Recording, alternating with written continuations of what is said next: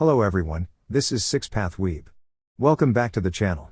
Today we're continuing an exciting journey with Naruko of the Fifth Hat, Part 3, where the story gets deeper, the stakes rise higher, and the path of destiny becomes even more intense. Before we begin, a quick disclaimer. The content on this channel is created purely for entertainment and discussion purposes. I do not own any of the anime footage used in this video. All rights and credits belong to their respective creators and copyright holders. Now that everything's set, let's begin, guys. Naruko Uzumaki stood in the wide open field, blinking as she realized something felt very wrong. Everything had been going according to plan at first. She had carefully led Priest Vegeta away from the peaceful town of Arioiko, choosing a quiet meadow instead. Naruko wanted to make sure no one else was disturbed. She was being thoughtful and cautious, just like Jiraiya had taught her. Using her shadow clones, she tried to gently disarm the priest by knocking the strange scythe-shaped tool out of his hands. It looked dangerous, and Naruko believed that if she could separate him from it, the situation would calm down quickly. But no matter how many clones she used, the scythe always returned to his grasp, as if it had a mind of its own. Naruko kept moving, staying light on her feet, using quick steps to avoid getting too close. She stayed calm, reminding herself that every challenge was also a lesson. Then something surprising happened. Priest Vegeta suddenly shimmered, like sunlight passing through water. His form changed, not in a scary way, but in a strange, puzzling one. He transformed into a large wooden puppet, carved with smooth lines and gentle patterns, like something from a festival performance. Thin glowing strings appeared in the air, and above them was Shin, calmly guiding the puppet like a puppeteer in a play. His expression was serious but not unkind, as though he were testing Naruko's focus and patience. The puppet moved gracefully, almost like a dance. Naruko followed Jiraiya's teachings and took a steady stance, breathing deeply. She dodged and spun, not out of fear, but determination. She trusted herself. As she focused her energy, something wonderful happened. A bright, swirling orb of chakra formed perfectly in her hand. Naruko's eyes widened, not in shock, but pride. She had done it calmly, without forcing it. Before she could step forward, the world faded like mist in the morning sun. Naruko suddenly sat up in her bedroll, breathing fast. It was just a dream, she whispered to herself. She had been having these dreams often lately. They were confusing, but each one taught her something important: patience, awareness, and kindness, even toward challenges. The tent was quiet. Soft morning light peeked through the opening. Her teachers had let her rest, knowing she had stayed alert the night before. Naruko neatly rolled up her bedroll and slipped on her jacket. There was nothing unusual about her clothing, and there was absolutely no nudity of any kind. Everything was simple, practical, and appropriate. Outside, she noticed a small bag hanging from a pine branch, with a note tied to it. Naruko paused, thinking carefully. "This feels like a lesson," she said softly. She created a few shadow clones, working together with them instead of rushing. One clone approached the bag carefully while the others watched. When the clone touched the note, it froze briefly before disappearing in a harmless puff of smoke. Naruko felt the feedback and nodded. Okay. That was a gentle warning. She smiled, proud of herself for not panicking. One clone tilted her head. "So, what do we do now?" Naruko crossed her arms thoughtfully. "We stay curious, careful, and kind. There's always a smarter way forward." And with that, she stepped closer to the bag, ready to learn whatever lesson awaited her next. One of the nearby clones tilted her head and spoke calmly. "Maybe we should check what's inside the bag. If it's just a trick, we'll disappear like usual. But if we destroy it without looking, it might be something important." Naruko paused. Her clone was right. "All right," she said quietly. She created one more clone, and this one understood the plan right away. With steady steps and a confident smile, the clone walked along the branch and gently lifted the bag from where it hung. With a soft pop, the bag released a cloud of colorful smoke. The clone vanished harmlessly, along with two others nearby, leaving nothing but drifting sparkles in the air. Naruko covered her eyes until the smoke cleared. Her heart raced, but she stayed calm. She focused her senses, feeling only one clone still nearby, slowly making her way through the mist. Then Naruko sensed something unexpected, like a sudden breeze brushing past her. She quickly swapped places with her remaining clone, who vanished the moment a harmless training tag zipped through the air and tapped it. Naruko took a deep breath and centered herself, just in case this was an illusion exercise. When everything felt normal again, She leapt up into the trees to get a better view. If this was a test, staying alert mattered more than speed. She moved again, light on her feet, and summoned many shadow clones. They spread out in small groups, quietly signaling one another with simple gestures she had invented during practice. A tap near the eye for sight. A cupped ear for sound. A pointed finger for direction. Naruko blended in smoothly, thankful for the training she had received only days before. Earlier that week. The most important rule of stealth, Shin explained patiently, is knowing when not to act. If something doesn't need to be done, don't do it. Silence doesn't cost energy, and it keeps you aware of everything around you. Naruko listened carefully, nodding. But what if I make lots of clones and distract whoever's following me? She asked thoughtfully. Wouldn't that help? Sometimes, Shin said with a gentle smile. But most of the time, quiet awareness is stronger than noise. Silence lets you hear, think, and choose wisely. Naruko grinned. Silence is golden. Got it. Back to the present. Her clones moved carefully. Then, one group vanished in a warm flash of light. From their memories, Naruko realized this was part of the test. Her teacher and a friendly toad partner were nearby, using playful training techniques rather than real danger. Another group disappeared after being gently tapped out by a different instructor using a wooden practice tool. No one was hurt. This was all about awareness, teamwork, and thinking ahead. Naruko smiled. So it is a test. She whispered to her remaining clones, head toward town, northeast. If she could reach the edge first, she'd win the challenge. Naruko moved with quiet confidence, her steps careful and her thoughts clear.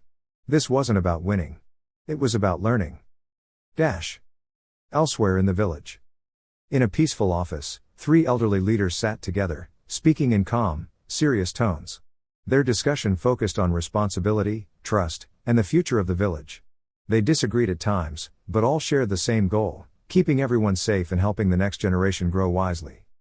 Outside the door, 2 silent guards stood watch, not as threats, but as protectors of privacy and peace. A village of secrets and trust. Danzo folded his hands calmly, his voice steady rather than harsh. He knew the elders needed clarity, not fear. The truth is, he said, Itachi Uchiha has long worked in secret to observe dangerous groups from the inside. His loyalty has always been tested, but his goal has remained the same, protecting the village by learning what others cannot. Koharu listened closely as Danzo continued.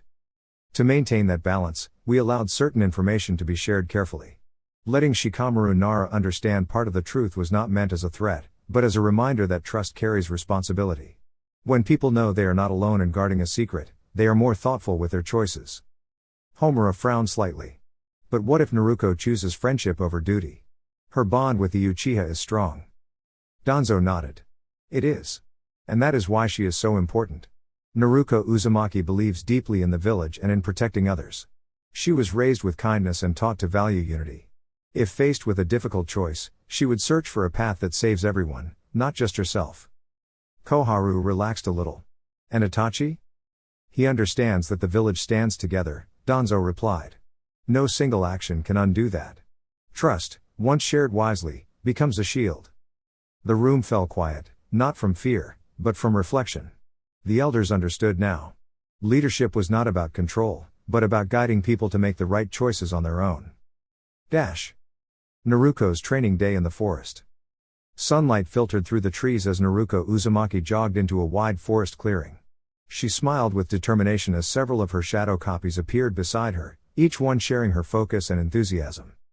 All right, everyone, Naruko said cheerfully. This is practice, not a contest. Let's work together. Her teacher had sent a special training partner today, Gamasui, a wise and energetic toad who loved challenges and learning games. With a graceful hop, Gamasui landed nearby and gave a friendly bow. Today's lesson is balance and awareness, he announced proudly. Let's see how well you can think on your feet. Naruko and her copies spread out, forming a wide circle. Instead of rushing in, they watched carefully, adjusting their positions and calling out helpful observations to one another. Gamasui moved quickly, testing their reactions, but every step felt more like a dance than a duel.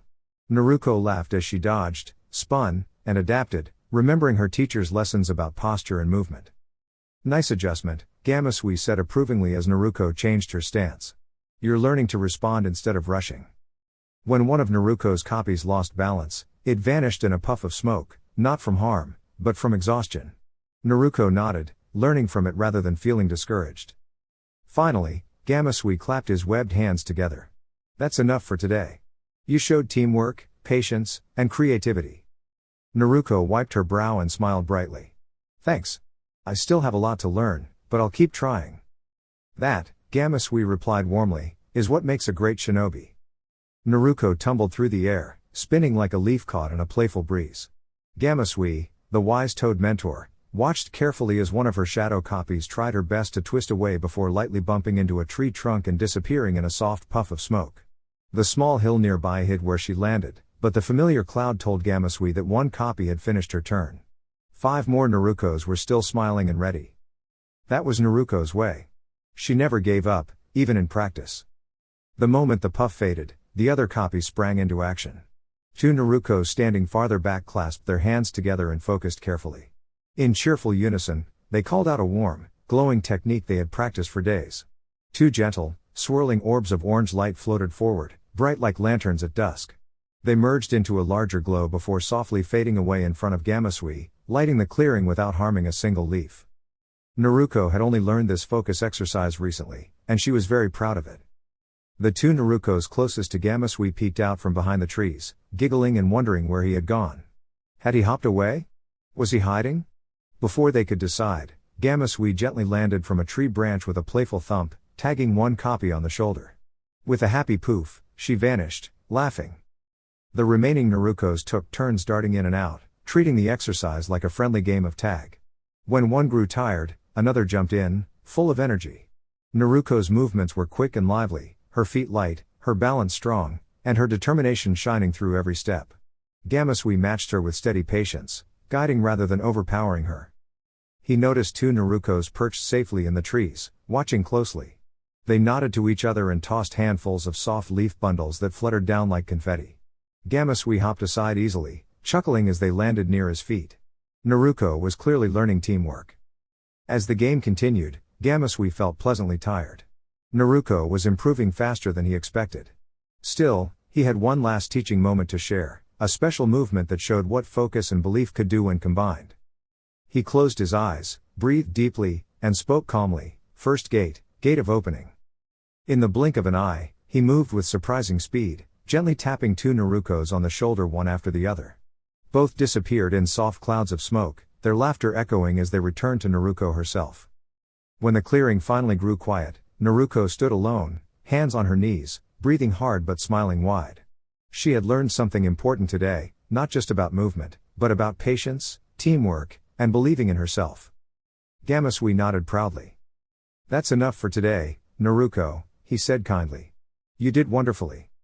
Naruko grinned, eyes bright with excitement, already eager for the next lesson. The last 2 shadow copies didn't realize they were alone until the dust cleared and Gamasui stepped calmly into view. By the time they noticed, he was already moving with impressive speed, hopping up the tree beside them and vanishing from sight.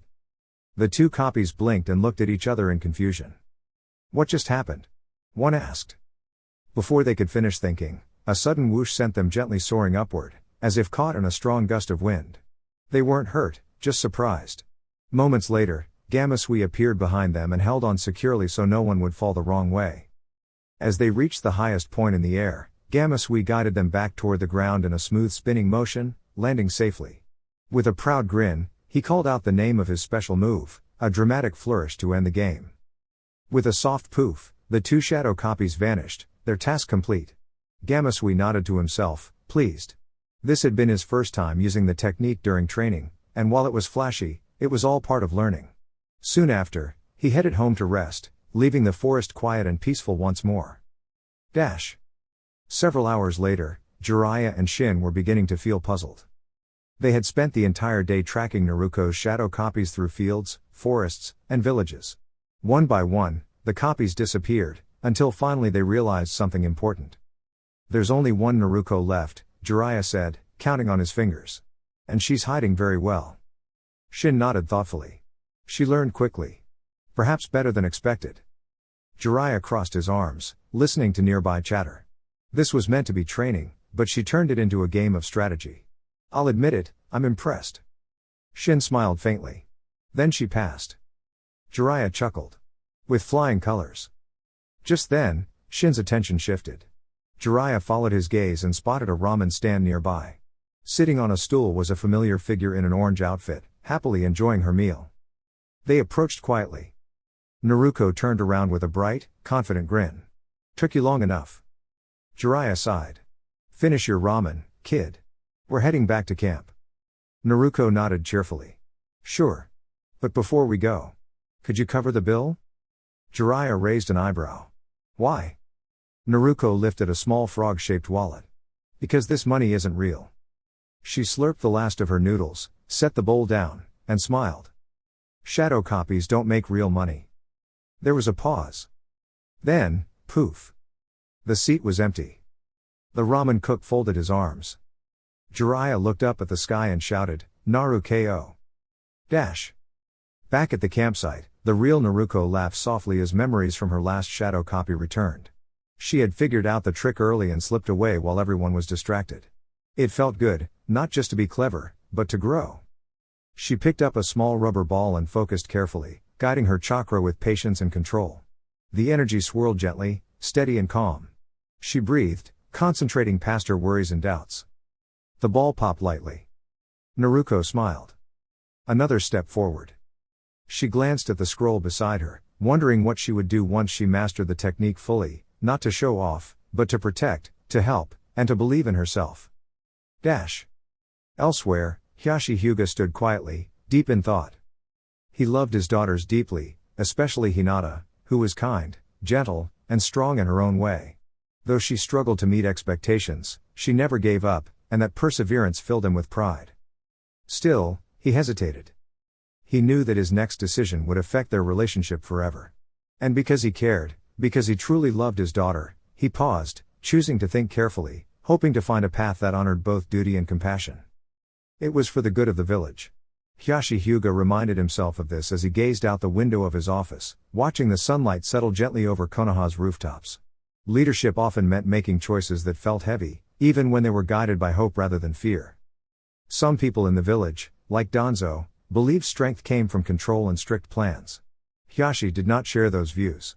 He believed strength came from trust, patience, and guiding the next generation with care. Even so, he knew that different voices existed in the village, and navigating them required wisdom. And then there was Naruko Uzumaki. Naruko was bright, determined, and kind-hearted. She had a way of lifting others up simply by believing in them. One day, Hyuga believed, she could become a wonderful Hokage. Not now, of course. She was still young, still learning, still growing. But the potential was there, glowing like a steady flame. She reminded him of what the village could be. That was why today mattered. A short while later, Hyuga's eldest daughter, Hinata, entered the room and sat respectfully across from him. She carried herself with quiet confidence, much more than she once had. Hyuga noticed it immediately, and pride warmed his chest. Hinata, he said gently, you have grown greatly these past months. Your focus, your kindness, and your determination have all improved. I am proud of you, not just as the head of the Hyuga clan, but as your father. Hinata's eyes shone, and she smiled softly. He took a breath and continued, choosing his words carefully. As leader of the clan, I must also think about how each of us can best help the village. After much thought, I have decided that Hanabi will take on the role of future clan leader. This does not lessen your worth. It simply means your path will be different. Hinata listened quietly, her hands folded in her lap. What will my path be? She asked, her voice steady. Hyuga smiled kindly. You will serve the village in a way that suits your strengths. I plan to recommend you for a special mentorship role, working alongside Naruko Uzumaki when she begins advanced leadership training in the future. You have insight, compassion, and patience. Those qualities matter. Hinata blinked in surprise. With Naruko? Yes, Hyuga said. She brings people together. You understand people deeply. Together, you can help shape a brighter future for Konoha. Hinata's disappointment faded, replaced with something new, purpose. Hyuga felt relief settle in his heart. This was right. This was kind. This was hopeful. It was for the good of the village. And for the good of his daughters. Naruko Uzumaki stood quietly in the open field, taking a deep breath as the wind brushed past her hair. She had planned carefully for this moment. Her goal was not to hurt anyone, but to protect the town of Arioiko and prove to herself that she could stay calm even when things became confusing. Across the field stood Priest Vegeta, a mysterious traveler known for clever tricks and unusual illusions. Naruko had invited him far away from the town so no one would be startled or disturbed. She had learned from her friends Kazama and Honoko that Vegeta liked to rely on distractions, so she focused on clear thinking instead of rushing in. Naruko created several shadow clones, each one helping her study Vegeta's movements. Rather than fighting, she had them observe, copy patterns, and test harmless strategies. The strange staff Vegeta carried shimmered like it was made of glass and light, clearly meant to distract rather than cause trouble. Time passed, and Naruko noticed something was wrong. Her shadow clones suddenly froze. Their clothing changed into flowing robes made of mist, and the glass staffs in their hands sparkled like mirrors. Instead of facing Vegeta, they turned toward the town. Naruko's heart skipped. She realized this was an illusion meant to frighten her and make her lose focus. She closed her eyes and remembered her training. "This isn't real," she whispered to herself. With steady hands, Naruko released the clones gently. The mirrors vanished into harmless light, floating away like fireflies. In the distance, the people of Arioiko were safe, watching nothing more than glowing sparkles drift through the air. When Naruko opened her eyes again, Vegeta was standing beside her, smiling calmly. "Well done," he said kindly. "You chose awareness instead of panic. That is true strength." Naruko smiled back, feeling proud rather than afraid. She had learned something important that day: power was not about overpowering others, but about protecting people and trusting herself. As the sunlight faded into evening, Naruko walked home, knowing she had taken another step forward on her journey of growth, kindness, and confidence. And the town of Arioiko slept peacefully, safe and bright beneath the stars. Naruko's quiet resolve. Naruko took a slow breath and gently pushed the memory of her bad dream aside. She had learned that worrying too much would only distract her from growing stronger. Instead, she focused on calming her thoughts, just as her mentor had taught her. Sitting still was not easy for her, but she was determined to try. This quiet practice was part of her training journey with Jiraiya, who believed that true strength came from balance as well as effort. Naruko was learning how to listen to her own energy and guide it carefully, rather than rushing ahead. Each day, she grew a little more patient and a little more confident. Jiraiya gave her challenges that focused on self-control and focus. They were not about winning or overpowering anything, but about understanding herself. Naruko did her best, knowing that improvement took time. Even when her thoughts wandered, she brought them back with a smile and tried again. She reminded herself that growing stronger also meant growing wiser. A lesson on Team 7. Back in the village, Sakura had also been working hard. Her teammates noticed that she moved with more confidence now. She practiced carefully, paid close attention to her form, and listened thoughtfully to her teacher's advice. During a friendly training exercise, Sakura and Sai tested their skills in a safe and respectful way. It was not about proving who was better, but about learning together. Sakura surprised herself by keeping up and staying focused. She felt proud, not because she won anything, but because she had improved. Sai, who was still learning how teamwork worked, realized something important that day: everyone grows differently, and assumptions are never helpful. He made a mental note to be more thoughtful with his words and observations. Nearby, Sasuke watched quietly. He noticed Sakura's determination and nodded slightly. Kakashi, their teacher, smiled beneath his mask.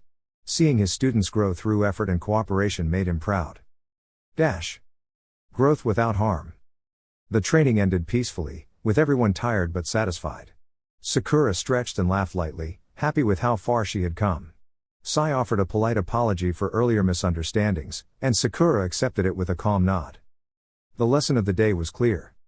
Strength is not about force. Growth is not about comparison. And teamwork begins with respect. Far away, Naruko opened her eyes and smiled, feeling a little steadier than before. Though their paths were different, they were all learning the same thing in their own way. Step by step, they were becoming better, together. Back at the quiet training field with Shin, Naruko practiced carefully while keeping an eye on 4 of her shadow clones. Shin was nearby, calmly testing a simple fire technique while supervising. The clones were fully focused on mastering the Rasengan, a technique that required calm hands, steady focus, and gentle control. Their goal was simple but tricky: shape the swirling chakra without popping the fragile balloon used for practice. Thanks to their teamwork during the earlier stages, the clones had made amazing progress. What once required 15 clones now only needed 4. Each day, Naruko felt more confident. She knew she was close to completing the technique, and that filled her with quiet determination. The 4 clones chatted softly as they worked, sharing ideas and encouraging one another. A breakthrough from a few days earlier had allowed Naruko to create a very gentle version of the Rasengan. It was just a bit stronger than the water inside the balloon could handle, but that was still a victory. Instead of rushing ahead, the clones agreed to start at that lower strength and slowly build up. Step by step, they were learning patience. Meanwhile, a shadow clone of Jiraiya, who was helping Naruko with advanced chakra control training, watched another group of her clones nearby. These clones were practicing a wind-based technique called air bullet. Jiraiya had demonstrated it earlier and thought Naruko would understand it quickly, but this time, it just did not click. Naruko usually picked things up fast. She understood the shadow clone technique, summoning, quick movement skills, and even chakra threads she had quietly been learning from Shin. But this wind technique felt different. No matter how carefully she tried, something felt off. The clones practiced the hand seals again and again, bird, ox, bird, rat, making sure each motion was perfect. Jiraiya confirmed their form was excellent. The problem was not their hands. That made him pause. Finally, Jiraiya spoke. "Clone on the far left, come with me." The clone blinked in surprise but followed. They walked a short distance away, where the trees grew tall and calm. Jiraiya studied them closely, tapping one thoughtfully. Naruko tilted her head. Jiraiya-sensei? What are you looking for?" He smiled gently but kept his eyes on the trees. "I should have checked this sooner," he said. "In the village, there are special trees grown with chakra care. Their wood can be turned into a kind of paper that helps identify a person's natural chakra type." Naruko's eyes widened with interest. "Chakra type?" "Yes," Jiraiya replied. "Some people are naturally better with fire, water, earth, lightning, or wind. I'm strongest with fire. But you?" He finally turned to her, smiling warmly. "I think your natural strength may be something else." Naruko leaned forward, curious and excited. "That sounds really cool," she said. "But what does that have to do with our training right now?" Jiraiya chuckled softly. "Because sometimes, learning isn't about trying harder," he said. "It's about understanding yourself first." Naruko nodded slowly, letting the words sink in. For the first time, she realized that growing stronger also meant growing wiser, and that was a lesson she was ready to learn. Naruko and the Whispering Wind. Naruko stood in the quiet forest clearing, sunlight filtering gently through the leaves above. Beside her was her clone sensei, who offered a calm, knowing smile as she pointed toward a tree that looked slightly different from the others. Its bark was smoother, and its color was just a bit lighter. Even without special training, these trees respond to chakra in interesting ways, the sensei explained kindly. "Come along." Curious and excited, Naruko followed. The sensei carefully trimmed a small piece of wood from the tree and handed it to her. "This is easy," the sensei said. "Just focus and gently guide your chakra into the wood. Let's see what it does." Naruko's eyes sparkled with wonder. She held the wooden piece carefully, closed her eyes, and concentrated. A soft shimmer of chakra flowed from her hands. When she opened her eyes, she noticed something surprising. Fine lines had formed in the wood where her fingers rested. She tilted her head. "Huh? What does that mean?" The sensei chuckled warmly. "That means you have a natural talent for wind chakra. You've been working harder than you needed to." Naruko's face lit up. "Really?" "Really," the sensei replied. "Later, Kakashi can help you learn more about shaping wind chakra. For now, go tell your other clones to try a different hand sign and gently release the technique again." Naruko nodded enthusiastically and hurried off. Before long, the clearing filled with soft whooshing sounds as her clones practiced together, sending harmless bursts of air dancing through the leaves. "Well done," the sensei called out proudly. "Keep practicing. Once you're comfortable, I'll show you a creative way to combine techniques. It's all about balance and imagination." Naruko and her clones exchanged excited smiles, already eager to learn more. A calm visit at the Hyuga compound. Elsewhere in the village, the Hyuga compound was peaceful and orderly. A young household member respectfully approached Hiyashi Hyuga's office. "Hiyashi-sama," the youth said politely, slightly out of breath from hurrying. "Asuma Sarutobi is here and wishes to speak with you privately." Hiyashi considered for a moment, then nodded. "Please escort him in." Moments later, Asuma entered the office with a friendly, thoughtful expression. Hiyashi stood to greet him properly. Sarutobi-san, Hyashi said calmly, welcome. What brings you here today? Asuma smiled gently. I wanted to speak with you about cooperation between our students. I believe learning together helps everyone grow stronger and kinder. Hyashi paused, then nodded in agreement. That is a wise perspective. Please, sit. Let us talk. The two leaders settled into a quiet discussion, focused on guidance, teamwork, and the future of the village, proof that understanding and respect could build something far greater than strength alone. Hyashi paused mid-sentence when Asuma stepped forward, raising a hand, not to strike, but to signal a firm stop. The room fell silent. Asuma's expression was controlled, yet his disappointment was clear. He took a steady breath, keeping his voice calm but resolute. Everyone else, please step outside, Asuma said. This is a private conversation. The Hyuga members exchanged uneasy glances but obeyed, quietly closing the door behind them. When they were alone, Hyashi turned toward Asuma, confusion written across his face. You seem upset, Hyashi said. May I ask why? Asuma folded his arms. Because I heard something that troubles me deeply. Hinata spoke about a plan that made her feel frightened and uncertain about her future. Hyashi's eyes widened slightly. That plan was misunderstood. Was it? Asuma asked gently. From what I understand, you were considering decisions about her life without truly listening to her feelings. That is what concerns me. Hyashi looked away and slowly sat down, his voice quieter now. I believed I was acting for the good of the village. Doing good for the village should never mean ignoring your child's heart, Asuma replied. Hinata deserves support, not pressure. Hyashi's hands tightened together. You think I do not care for my daughter? That is not true. Every choice I make weighs heavily on me. Asuma nodded. I believe that. But good intentions still require wisdom. Especially when Naruko Uzumaki is involved. Hyashi looked up. Naruko is important to the village. She inspires hope. She brings people together. And that is exactly why she should not be treated like a piece on a game board, Asuma said. Naruko is a young hero, not a tool. She has dreams, kindness, and the strength to choose her own path. Hyashi sighed, the tension easing from his shoulders. I feared that outside influences might guide her in ways that could harm the balance of the village. Then guide her with trust, Asuma replied. Not control. Offer her friendship, not obligation. If the Hyuga clan wishes to stand strong, let it be through compassion. Hyashi was silent for a long moment. Then he nodded. Perhaps I forgot that leadership begins at home. Asuma gave a small, approving smile. Growth often begins with reflection. The two men stood, the weight of the discussion settling into something calmer. Though the future was uncertain, one thing was clear, choices made with care, honesty, and respect would shape a brighter path, for Hinata, for Naruko, and for the village they all cherished. Hyashi allowed himself a small, thoughtful laugh. If the child can one day lift the seal, then that is good. If not, then it remains.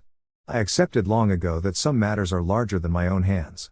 All we can do is choose how we respond. Asuma listened carefully. Hyashi's words felt sincere, the kind of honesty that made people pause and think. And what if, Asuma asked gently, despite everything you try, things do not turn out the way you hope? Hyashi sighed, calm but resolute. Then they do not. But I will know that I tried to protect the village and stand for what I believe is right. Tell me, Asuma. What are you fighting for? The question lingered in the air, heavy with meaning. At this point, I ask you to leave, Hyashi continued. Keep this knowledge to yourself if you can. I cannot force you either way, but I trust you will choose wisely. Asuma stood and walked to the door. He paused, his hand resting on the handle. I will do what I believe is right, he said. And you will do the same. Time will tell. With that, he left, and Hyashi was once again alone with his thoughts. That evening, Naruko finally had time to rest in a quiet inn. She stretched out on her bed and stared at the ceiling, letting out a slow breath. They had been traveling for weeks, and while she had learned a great deal, she missed her village. I really want to be a great Hokage someday, she murmured to herself. That means learning when to work hard and when to rest. Across the room, Shin sat calmly, carefully maintaining his equipment. He glanced over at her. Shouldn't you be training? He asked, not unkindly. Naruko shook her head, smiling. I've been working nonstop. Even leaders need to recharge sometimes. A mentor once told me that balance is important. Shin nodded, considering her words. That is true. Still, learning can take many forms. Naruko brightened. Hey, you're right. Can you grab that geography book from our mentor's bag? I need to learn more about the Land of Fire if I'm going to lead someday. Shin retrieved the book and handed it to her. A wise choice, Naruko-san. Knowing the land helps protect it. She opened the book eagerly, scanning maps and notes about forests, rivers, and towns. Some of it was challenging, but she stayed focused, determined to improve. Hours passed before their mentor returned, looking tired but hopeful. No luck today, he said. But we're getting closer. Naruko closed her book and smiled confidently. I think I found something useful. There's a lively town east of here where people often gather from all over. It sounds like a good place to look. Her mentor's eyes lit up. That's it. Great work, Naruko. We'll head there in the morning. Naruko felt proud. She hadn't just rested or trained. She had learned, thought carefully, and helped the team move forward. As she lay down to sleep, she felt more certain than ever. Step by step, she was growing into the kind of leader she dreamed of becoming. Tsunade's smile faded as she leaned closer to Shizune and spoke in a quiet voice. I don't think we'll be staying here as long as we planned, Shizune-chan. Shizune blinked in confusion. Tonton tilted her head too. They had helped the town, wasn't that a good thing? Something felt off. Naruko Uzumaki stood in the open field outside the town of Arioako, her bright eyes scanning everything carefully. She had been confident when this began. Her plan was thoughtful, clever, and meant to protect everyone without anyone getting hurt. The strange priest called Vegeta had challenged her to a contest of skill, claiming he could outsmart any ninja. Naruko had used her shadow clones to distract him, hoping to gently disarm his unusual staff and end the situation peacefully. But Vegeta was stubborn. Very stubborn. After many tries, Naruko realized something important. This wasn't about strength at all. It was about choices. Suddenly, Vegeta pulled out a small glass vial, not dangerous, just odd, and began boasting loudly about how it made him important. The townspeople grew nervous, especially when a little girl stumbled forward, startled by his dramatic shouting. Naruko's heart squeezed. She stepped forward calmly, placing herself between Vegeta and the villagers. Her voice was steady, even though her feelings were strong. That's enough, Naruko said. You don't need tricks or fear to be seen. People listen when you treat them kindly. Vegeta paused, clearly surprised. Naruko formed a gentle hand sign, not for attack, but for release. Activate, she said softly. In a shimmer of warm light, all of Naruko's shadow clones transformed into colorful ribbons of chakra that wrapped around Vegeta's staff and gently lowered it to the ground. The vial slipped safely into the grass, harmless and forgotten. The little girl stopped crying.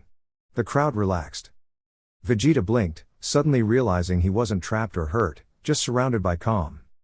Naruko smiled, not triumphantly, but kindly. You can choose to help people instead, she said. That choice is always stronger. For the first time, Vegeta said nothing. From afar, Tsunade watched and nodded. Naruko hadn't won by force. She had won by wisdom. And that, Tsunade knew, was the mark of a future leader. The morning sun gently rose over the quiet town, painting the rooftops in warm shades of gold. Naruko Uzumaki stood near the edge of the road, taking a deep breath and letting the calm settle her thoughts. She had been thinking a lot lately. Naruko was known for her bright smile and cheerful jokes, but inside, she carried questions that felt heavier than her backpack. She wanted to become Hokage someday, and that meant more than being strong. It meant being wise, kind, and brave enough to face mistakes and learn from them. Weeks earlier, Naruko had failed to help someone who needed her. No one was harmed, but the feeling of letting someone down stayed with her. She replayed the moment in her mind, not to punish herself, but to understand how she could do better next time. I'll grow, she whispered to herself. I promise. Her teacher, Jiraiya, had once given her a sealed scroll, not as a weapon, but as a lesson. Inside was a recorded message from a traveler who had chosen a harmful path in life. The message wasn't dangerous, but it was full of misguided ideas and unkind beliefs. Jiraiya had told her to listen only when she felt ready. That morning, Naruko finally was. She unsealed the scroll carefully. A voice echoed briefly, bragging about power and importance, but Naruko listened calmly. Instead of anger, she felt something else, clarity. This isn't strength, she said softly. Real strength helps people. When the message ended, Naruko resealed the scroll and smiled, lighter than before. She had learned something important. Not every voice deserved to guide her, and not every challenge was meant to harden her heart. She stretched her arms and looked at the sky. All right. Time for training. Naruko created a shadow clone to deliver notes to Jiraiya and Shin, then set off on a peaceful morning jog. As she ran, she practiced focusing her chakra, imagining it like gentle threads of light, useful, precise, and controlled. She liked the idea that power could be creative instead of destructive. From the hotel window, Jiraiya watched her go and smiled. She's growing, he said quietly. Shin nodded. She's learning what kind of leader she wants to be. Jiraiya folded his arms. And that's the most important training of all. Naruko ran on, the breeze at her back, her heart steady with determination. She didn't need to be perfect today. She just needed to keep moving forward. And she did. Naruko Uzumaki and the Path of Growth. Everyone agreed later that choosing Naruko had always been the right decision. Still, some adults complicated things by turning leadership into a popularity contest instead of focusing on skill and kindness. Naruko did not dwell on it. She had learned that patience and learning mattered more than frustration. Jiraiya, her traveling teacher, packed his notebooks with a grin. He was a wandering author who loved collecting stories from the road. I'll be back soon, he said cheerfully. Keep practicing your lessons while I gather inspiration. Shin, another mentor traveling with them, sighed with familiar amusement. He watched one of Naruko's shadow clones outside, carefully guiding a small stone along the ground with threads of energy. The technique was rough, but the effort was sincere. She may not be perfect, Shin said softly to himself, but she learns fast. Naruko herself was out on a morning jog along a quiet stream. She balanced lightly from stone to stone, focusing on steady breathing and careful energy control. To her, training was not about being the strongest. It was about becoming reliable, someone others could trust. As she moved, her thoughts wandered to home. She missed her friends and hoped they were training hard too. Shikamaru's clever ideas, Sakura's focus, and Kakashi's calm guidance all helped shape who she was becoming. Naruko often thought about what it meant to be a leader. She believed leadership meant protecting people, listening to them, and choosing peaceful solutions whenever possible. She reminded herself that strength was meant to help others, not to frighten them. A rustle in the bushes caught her attention. Naruko paused, listened carefully, and then relaxed when a small forest animal hopped away. Smiling at herself, she continued back toward the inn, grateful for the calm morning. When she returned, Shin was helping her clone refine the thread technique. Good timing, Shin said. We were just reviewing control. I think we should leave a little earlier today, Naruko replied thoughtfully. Something tells me it's better to stay ahead of the schedule. Shin nodded, respecting her instincts. A wise choice. Trusting your feelings is part of growing as a leader. As they packed their supplies, Naruko dismissed her clone and absorbed the memories of practice. Her eyes lit up with excitement. You mentioned someone who really understands wind energy, she said. If I can learn from them, I might improve my techniques even more. Shin smiled. With dedication like yours, I have no doubt you will. You don't just train to be strong, Naruko. You train to be kind, and that matters most. Naruko adjusted her bright jacket and laughed. Then I'll keep learning.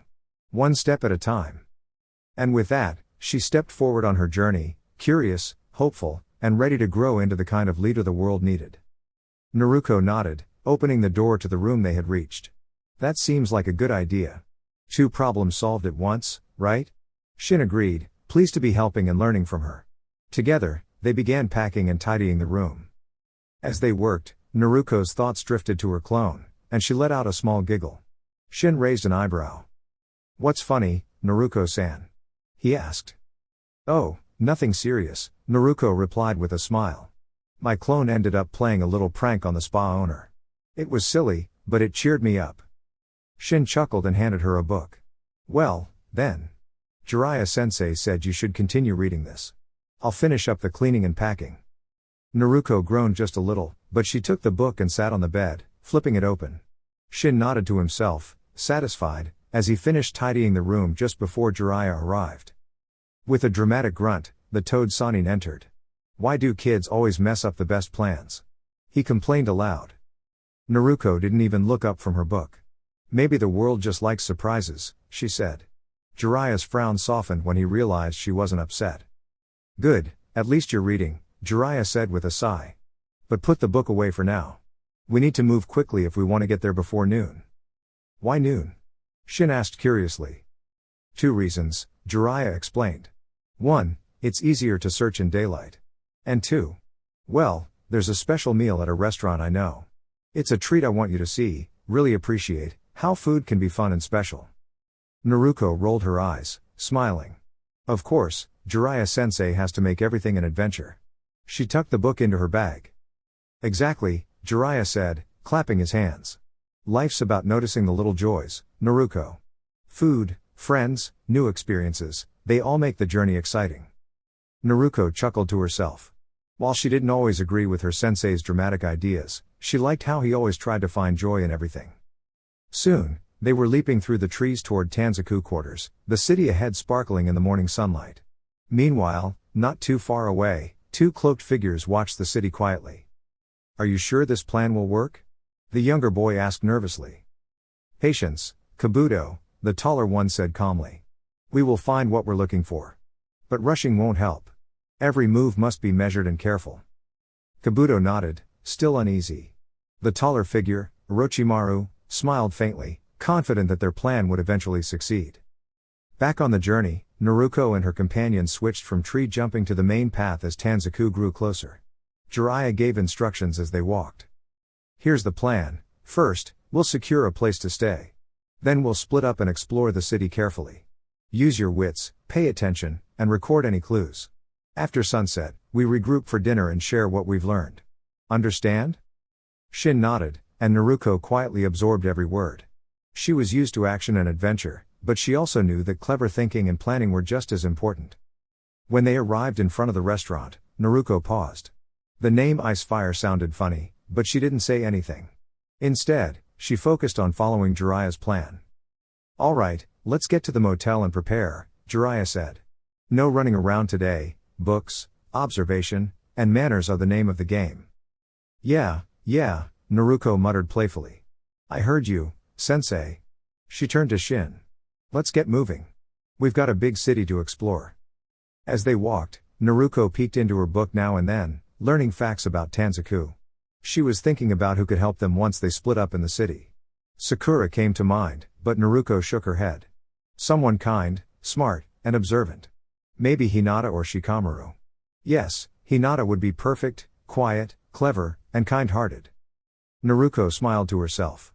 She was ready for the adventure ahead, confident that with careful thinking, teamwork, and a little bit of courage, they could find whatever, or whoever, they were looking for.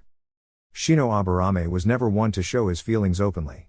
Even if someone tried to pull back the high collar he always wore, it was nearly impossible to know what he was thinking.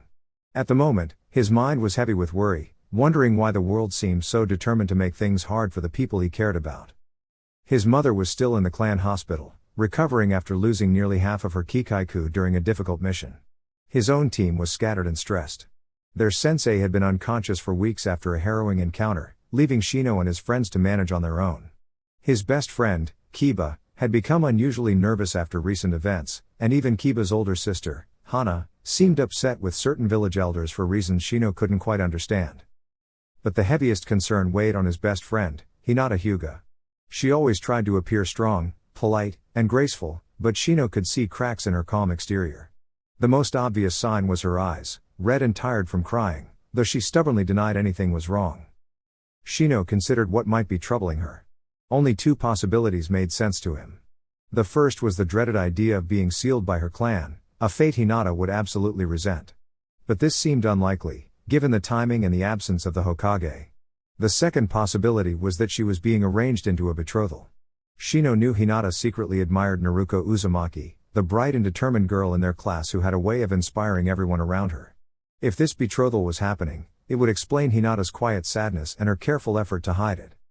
Unable to ignore his concern, Shino decided to act. He left a construction mission early, using a bug clone to cover his absence, and made his way to the Hyuga compound. He wasn't entirely sure what he would say, but he knew he needed to help Hinata somehow.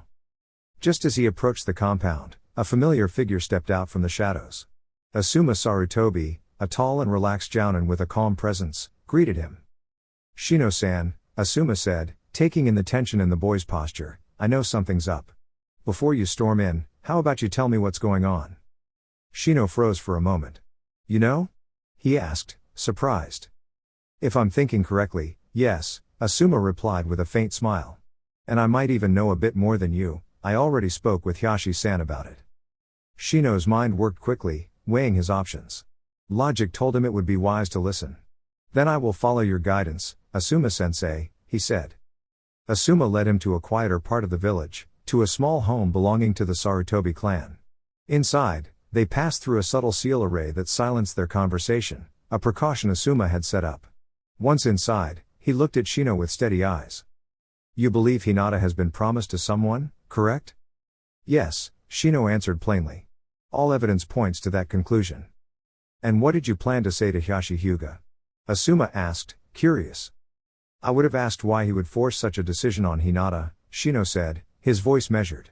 And I would want to know who this person is and why he chose them. Asuma nodded slowly. That's a very careful plan. I might have been a little more direct when I spoke with him. Shino raised an eyebrow, but remained silent. I discovered this from Hinata herself, Asuma continued. She was frustrated and confided in Kurenai, and I overheard. After talking with Hiyashi-san, I think I understand the reasoning.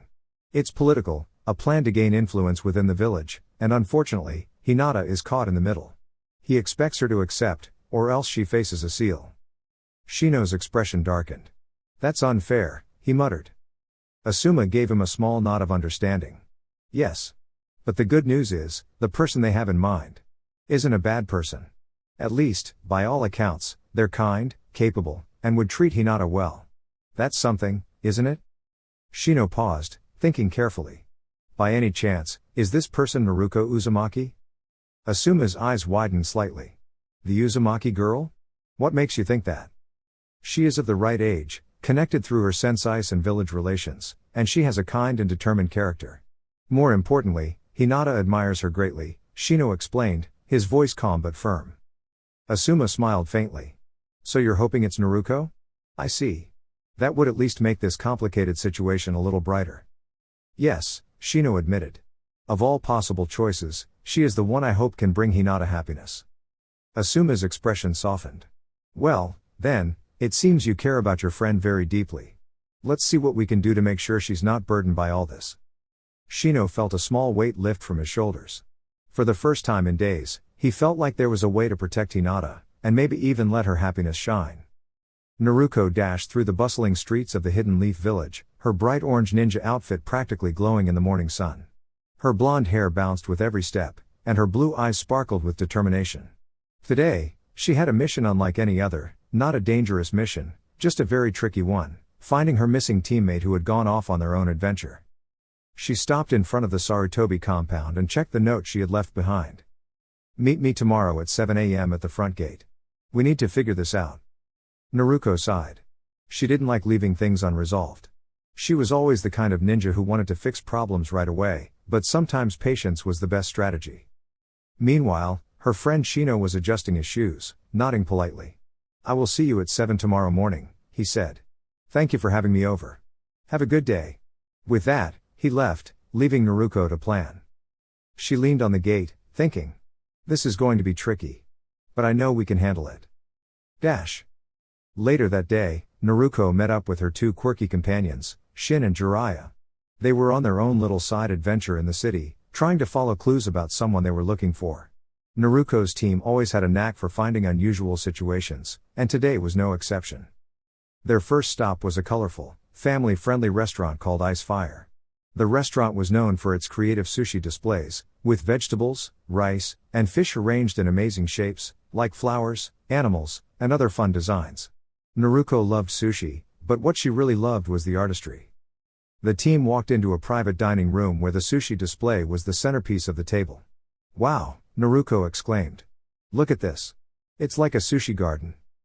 Jiraiya grinned. This is your first taste of artful sushi, kids. Remember, respect the effort that went into this. Every piece is carefully placed. They all said the traditional itadakimasu. And began their meal. As they ate, they laughed and shared stories about their past adventures, their favorite sights in the village, and the places they wanted to visit next. Shin, who wasn't used to eating so much fun food, accidentally got a bit carried away with the fancy presentation and spilled a little soy sauce, but Naruko quickly helped him clean it up. Naruko admired how quiet and patient the chef had been, making the display so beautiful. I want to be as thoughtful in my missions as they are in making this sushi, she thought. After their meal, the trio left the restaurant and walked through the lively streets of the village. They bumped into someone familiar, Tsunade, their older, wise friend, sitting with another teammate and a small, friendly pig. Naruko. What a surprise. Jiraiya called out cheerfully. Tsunade rolled her eyes playfully. You old pervert. Just when I try to have a peaceful meal, you show up. Naruko giggled. Tsunade. We were just exploring. And maybe solving a little mystery too. Well, it looks like you brought 2 new friends, Tsunade said, glancing at Naruko's companions. Are you all on a mission together? Naruko smiled brightly. Kind of. We're figuring it out as we go, but I promise, no trouble this time. The group laughed, and Naruko felt a warm sense of camaraderie. Even when missions got complicated or plans didn't go smoothly, they always had each other, and that was more important than anything. Well, I expected you to be better informed. It did happen a month ago. Jiraiya began, his voice tinged with regret. The women with the pig looked at him with concern. We heard about Suna and some other villages trying to cause trouble in Konoha, but they were stopped quickly. Did something go wrong? They asked, their voices full of worry. Jiraiya nodded solemnly. It's true. A former teammate caused a lot of problems, and while things were resolved, it cost a lot of effort and energy. He clenched his fists slightly, thinking about past regrets. Naruko watched as one of the women poured 2 cups of tea and handed one to Shizune. To Sarutobi-sensei, she said softly. Both women raised their cups and took a sip, honoring the memory of a wise mentor. After a pause, Shizune asked, I guess the village is already picking someone to take his place? Jiraiya shook his head. No, that's already done. The council voted, and the new Godime has been chosen. Now, I just need to bring you back to Konoha safely. Tsunade froze. They voted me in? Who thinks I'd want that job? I'm not interested, she exclaimed, frowning. Naruko spoke up, a bit bluntly. It's not exactly your job. They just want you on the Hokage's council. But honestly, you don't strike me as someone who needs to be on the council. She shrugged, speaking from the heart. Tsunade raised an eyebrow. Not someone who needs to be on the council? And who do you think you are? Naruko grinned confidently. Naruko Uzumaki. And I'm going to be the best Hokage ever. Tsunade rolled her eyes. A kid like you? Becoming Hokage? First off, it won't happen. And second, being Hokage is a hard, thankless job. You lose time with everyone you care about, and it's full of responsibility. Naruko tilted her head, not missing a beat. I know a lot of ninjas face danger, but that's why a Hokage has to protect everyone, no matter what. If we do it right, we can make the village safe and happy. That's my goal. Tsunade stared at her, impressed despite herself. You're young, but maybe too young to understand the weight of this. But okay, I see your determination. Jiraiya intervened. Let's take this somewhere more private. Boys, you 2 head back to the inn. Naruko, we need to talk. Naruko started to protest. But sensei, what about? Change of plans, Jiraiya said with a smile. Trust me, you'll understand soon. As they moved away, one of the younger students on Naruko's shoulder whispered something about the women nearby, making Naruko roll her eyes and gently nudge him back to focus. Sitting down, Tsunade asked, So, did the council really elect a kid as Hokage? Jiraiya chuckled. Not just any kid. Naruko is the child of Minato and Kushina, meaning she's smart, brave, and full of energy. She helped solve problems across multiple villages in record time, learned advanced techniques incredibly fast, and has a natural sense for leadership. She's not just ready, she's amazing. Tsunade's jaw dropped. Seriously? That's impressive. And you're sure she's ready? Jiraiya nodded. I've never seen anyone learn so fast. She's clever, kind, and determined. She's going to surprise a lot of people, starting with you. Naruko puffed out her chest, smiling proudly. I'm going to do my best. And I won't let anyone down, not my friends, not my village, and not my teachers. Tsunade looked at her with a mix of skepticism and curiosity. All right, Naruko. Let's see if you really are as remarkable as he says. And with that, the small group shared a quiet moment of hope. The future of Konoha was bright, and Naruko was ready to face it with courage, laughter, and determination. She sighed, brushing a loose strand of hair behind her ear. Right, you said something about him being involved in all this. So, What is he trying to pull? Naruko had never been a fan of the man, he always seemed just a little too calculating, too focused on his own schemes. Pretty much, Jiraiya began, scratching his chin thoughtfully, he wants someone in a position of influence who can carry out his plans, long after he's gone. Probably more complex than that, but that's the gist. Since Naruko has always wanted to make a difference and help the village, he probably saw her as the perfect candidate. Naruko blinked, crossing her arms. But that doesn't explain how anyone would choose me for something so big. Wouldn't people have to vote? How would that even happen? Jiraiya chuckled softly. Well, it's complicated. Some people supported him, some were pressured into it, and some were swayed by tradition. You just barely got passed over, Naruko, by the slimmest margin. I'd have put your name forward if things had gone differently. Naruko's ears perked up, curiosity and a touch of pride mixing in her expression. So, you think I could have done it? Jiraiya smiled warmly. Of course. You have the heart, the courage, and the drive to make a real difference. That's why I came here, to ask you to be there for someone who needs guidance. Someone who wants to grow into their full potential. Naruko tilted her head. And who is that, exactly? Naruto, Jiraiya admitted softly. She's full of energy, determination, and heart. But she needs someone who believes in her, someone she can trust, while she learns. That's why I need you. Naruko's gaze softened. You really think I can help her? Jiraiya's eyes glimmered with quiet emotion. I know you can. I trust you with my life, Naruko. And I think, if you guide her, she can do more good for the village than anyone realizes. But she won't get there alone. Naruko took a deep breath, her mind racing with possibilities. Okay. But what's the danger?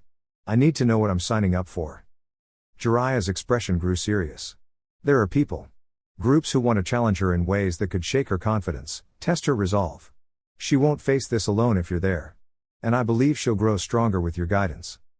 Naruko's eyes widened. She thought of all the times she had struggled to find someone to believe in her, someone who would see her potential and help her reach it. Now, she realized she could be that person for someone else.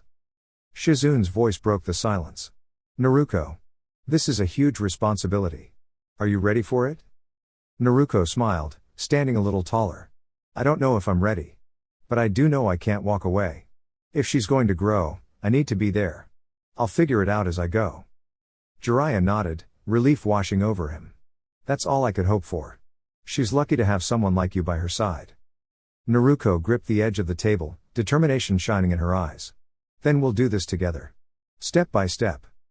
Tsunade, Naruko's mentor and friend, looked at her, a quiet smile forming. For the first time in a long while, she felt hope. Maybe. Just maybe, the future could be brighter than anyone had dared to imagine. Jiraiya was not pleased with the report he had received the night before. His source, the chef at the Ice Fire Inn, had always been good at spotting unusual activity in the villages, and their messages had helped him keep track of things for years. At least there was one piece of good news: the desert village of Suna was peaceful for now, and the overly ambitious leaders there had been kept in check. Jiraiya wished all problems were that simple. First, there was Iwa, which seemed to be stirring up trouble again with neighboring Takigakure. Aniki had been trying for decades to form strong alliances with the village, but it rarely went smoothly. Jiraiya had hoped he had finally given up, but apparently not. Then there was the surprise change in leadership at Tanigakure. Katsuro Magashi, a kind and fair leader who had guided the village for 14 years, had stepped down unexpectedly. Details were fuzzy, but Jiraiya had a hunch that political rivalries were at play. A new leader had stepped in, and though Jiraiya didn't know much about her yet, she seemed determined and energetic, a potential force for positive change if guided correctly. Meanwhile, Kirigakure was going through its own whirlwind. Jiraiya's chef friend had mentioned 2 women with red hair who were making waves there. One was Mei Terumi, a smart and resourceful leader with the unusual ability to work with heat and steam in clever ways. The other was Katora, an older woman who had once been a prison warden but was now helping former villagers learn new skills and contribute to their communities. Jiraiya admired her creativity and dedication. Even Kumo was acting strangely forgiving, letting go of minor disputes too easily, which suggested something bigger was happening behind the scenes. And Kuza, an ally of Konoha, was working closely with the daimyo of the land of rice paddies to plan future cooperation. Jiraiya sighed, hoping that Tsunade Heim would listen to his advice this time. He got out of bed, pleasantly surprised that the large room was empty, and checked the clock. It was only 7:20, so there was no rush. He decided to take a leisurely stroll to check on Tsunade and Shizune, making a mental note of which hotel she was staying at. Jiraiya trusted his instincts, though sometimes they led him into silly situations. They often got him the information he needed. Meanwhile, Shin was out with Naruko, who was practicing her morning run through the bustling streets as the sun rose. She loved starting her day this way, it made her feel strong and ready for anything. They stopped by a vendor to buy a bottle of water. Shin, still a bit sleepy, refused anything stronger than water, despite Jiraiya's suggestions from the night before. Naruko grinned at him. You told her you'd be her devil, Shin-san. And she would be your angel. Even I know those lines don't work on anyone. Shin looked down at the cobblestones. Well, maybe I borrowed the idea from Jiraiya-sama's books, he admitted quietly. Naruko rolled her eyes and laughed. Seriously? That old trickster tried to get me to read that stuff too. I ignored it. I thought you were supposed to be a trained guard, not a poetry fan. Shin rubbed his head. It's not about the lines, it's about understanding people. Jiraiya-sama has unique ways of teaching. Naruko shook her head with a smile. Yeah, unique is one word for it. But hey, maybe someday you'll learn better lines from someone who's not a pervy old mentor. They laughed together, jogging down the sunlit streets. For Naruko, every day was an adventure, not just about learning new skills or keeping the peace, but about seeing the world clearly and helping others grow. And somehow, she always seemed to make the people around her better too. Shin shook his head thoughtfully. Well, yes, but even more so. Jiraiya-sensei is someone who cares deeply for those around him but has faced failure in the past. Losing the fourth Hokage while he wasn't there, or being unable to guide Tsunade-sama properly. These things left him afraid of failing those he cherishes again. He paused, taking a long sip of water before continuing. I think some of his silly habits, like his obsession with those whimsical adult novels, are really just him trying to cope. He's cautious about getting close to others because he doesn't want to see them hurt. Choosing to train you, Naruko-sama, was a huge risk for him. He's putting his trust in you. You should respect that. Naruko blinked for a moment, absorbing Shin's words. Wow. So Jiraiya-sensei is hurting inside too, she murmured the honorific almost unconsciously, out of respect. He is, Shin agreed, his tone quiet. Though I'm not a psychologist. Danzo-san allows me to study these things, but my duties keep me focused on other matters. Naruko nodded, impressed by the honesty and wisdom in his statement. She felt a twinge of sympathy for Jiraiya-sensei, but she knew he wouldn't want pity. Sympathy, yes. But pity? That felt like someone putting themselves above another, and she refused to think that way. But still. He's kind of a goof sometimes. Naruko added with a grin, shaking her head. Shin rolled his eyes, though a small smile tugged at the corner of his lips. And you're just a regular goof yourself. Naruko tilted her head. What do you mean? Shin hesitated, thinking back to some embarrassing memories. Well, I may have said some foolish things once, but I was just joking around. Naruko smirked mischievously. So you were lying? Shin's face turned bright red. He knew better than to admit anything further. Thinking quickly, he said, Naruko-sama, I think we should focus on something else. Like breakfast. A hot bowl of ramen would be perfect right now. Shall we go find some? Naruko's eyes lit up like fireworks. Yes. Let's go find some. She summoned 4 shadow clones. All right, everyone. Help us locate the best ramen stand in the village. The clones scattered, while Naruko turned back to Shin with a playful grin.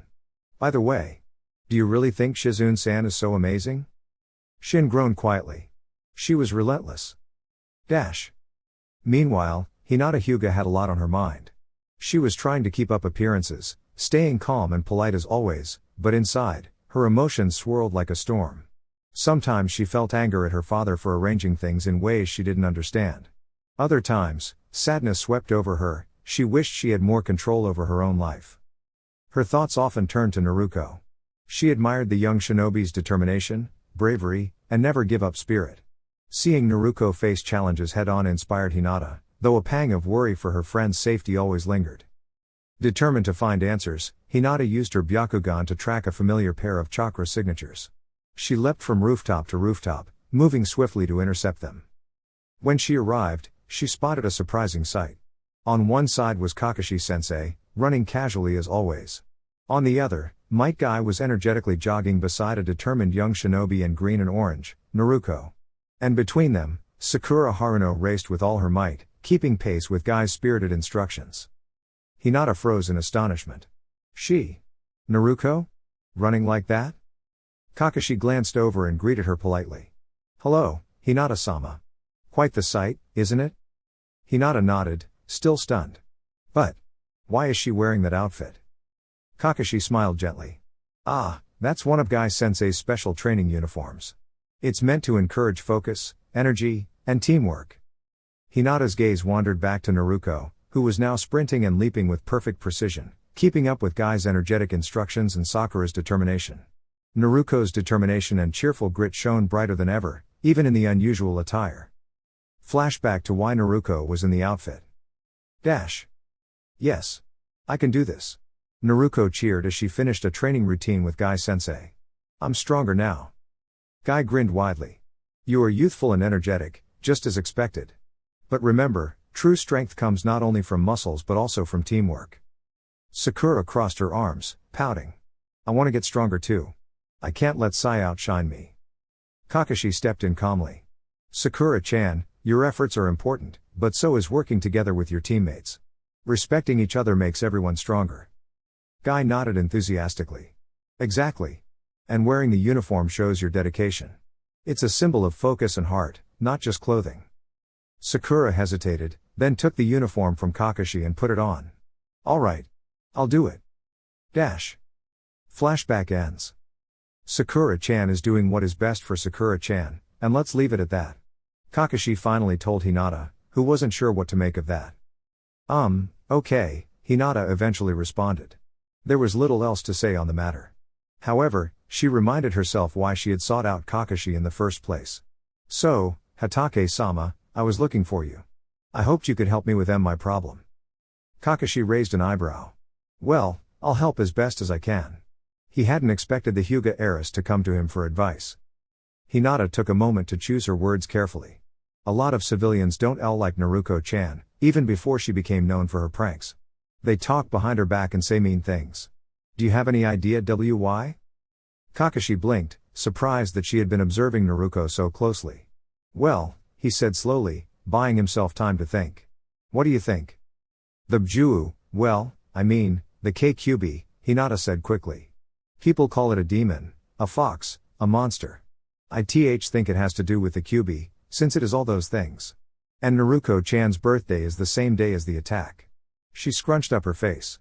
But it doesn't make sense. I'm sure she wasn't the only baby born that day, but she gets all the hate. Kakashi paused. Hinata had already figured out more than he expected. He needed to tread carefully. You're right. It is connected to the QB. And the whisker marks on her cheeks don't exactly help. Hinata murmured softly to herself, but they are cute. Kakashi didn't catch her, so he said nothing. Then she looked up, curiosity shining in her violet eyes. How is she connected to the QB? Kakashi shrugged. Ask her when she gets back. If she trusts you, she'll tell you herself. He smiled faintly, then excused himself. I have to check on another member of my team. I hope your day goes well, Hinata-sama. Hinata blushed slightly at the idea of Naruko defending someone's honor, but quickly pushed the thought aside. She was frustrated at the adults and their secrets. There was something about Naruko no one would tell her, and that made her more determined to find out. The whiskers, she realized, weren't scars. They had to be there since birth. And if people thought they were connected to the QB, then it made sense why Naruko was treated differently. But why her specifically? She would have to ask Naruko herself once she returned. It was around 11 a.m. when Naruko and Shin finally returned to Koji's tavern and motel. They had gone for a brisk run after breakfast ramen and were back with plenty of time to spare. First, they checked the tavern for any sign of Jiraiya or the ladies, but it was empty. Their room was similarly quiet. They agreed to clean up and prepare to leave at noon, just like Jiraiya had instructed. Naruko was busy practicing her new Rasengan technique at low power, while Shin reviewed their mission and its progress. In just 3 weeks, Naruko had grown from a slightly clumsy ninja into someone who could easily be considered for higher-level missions. Shin admired her growth, but he also worried about the challenges ahead. Naruko's strong sense of right and wrong meant that anyone trying to manipulate her would need more than clever tricks, they'd need a heart as strong as hers. As noon approached, the door opened. Jiraiya stepped in with his usual grin. The ladies are downstairs. Entertain them while I pack my things. Naruko's eyes lit up. Got it, she said, grabbing her bag. Shin followed her, and Jiraiya added, and Shin-san, I think Shizune-chan is quite fond of you too. Shin blushed as Naruko snickered. They went down to the tavern, where Tsunade and Shizune were already at the bar. Why are you drinking this early?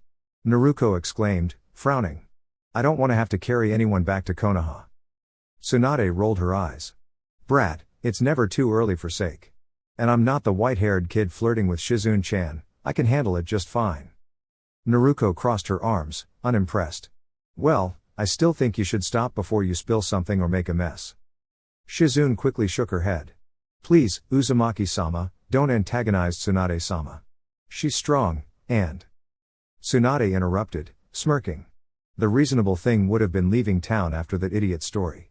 But since you didn't, maybe now it's time you learned some respect. Naruko grinned, sticking out her tongue. Maybe I'll respect you once you stop acting like a grumpy old lady. She dropped into a playful stance, ready to spar, but her eyes sparkled with mischief, not malice. Before the situation escalated further, Jiraiya walked down, hands raised. Okay, let's not fight in the tavern. But Tsunade wasn't done. Fine. If you can land even one hit on me, I'll listen to you. But if I knock you down first, you obey me, no questions asked. Naruko tilted her head thoughtfully. Why would I take that deal? If I hit you, I still get my point across anyway. Tsunade waved her hand. Then how about this? If you win, you get my necklace. But you don't even wear jewelry, Naruko pointed out. Exactly. It's special. Jiraiya interjected, explaining quickly. It belonged to the first Hokage herself. It's a symbol of great value, and she'll have to listen to whoever wins. Naruko's eyes sparkled with excitement. Perfect. Once we leave the city, we settle this. Winner gets the necklace, and the other listens. She held out her hand confidently. Tsunade smirked, shaking it. You're on, brat. And when I win, you're buying me as many drinks as I like. As they left Koji's tavern, a familiar pair watched from afar. Should we contact her, Orochimaru-sama? Kabuto asked quietly, keeping an eye on the group. Orochimaru looked at the group gathered and furrowed her brow. If it comes down to me and Naruko against them, it would mean myself versus my old teammates, and her challenging their apprentices and the white-haired boy. While there are ways to convince Tsunade and the Uzumaki clan to cooperate, she has clearly chosen Konoha. Trying to force her now would be pointless. Kabuto pouted slightly.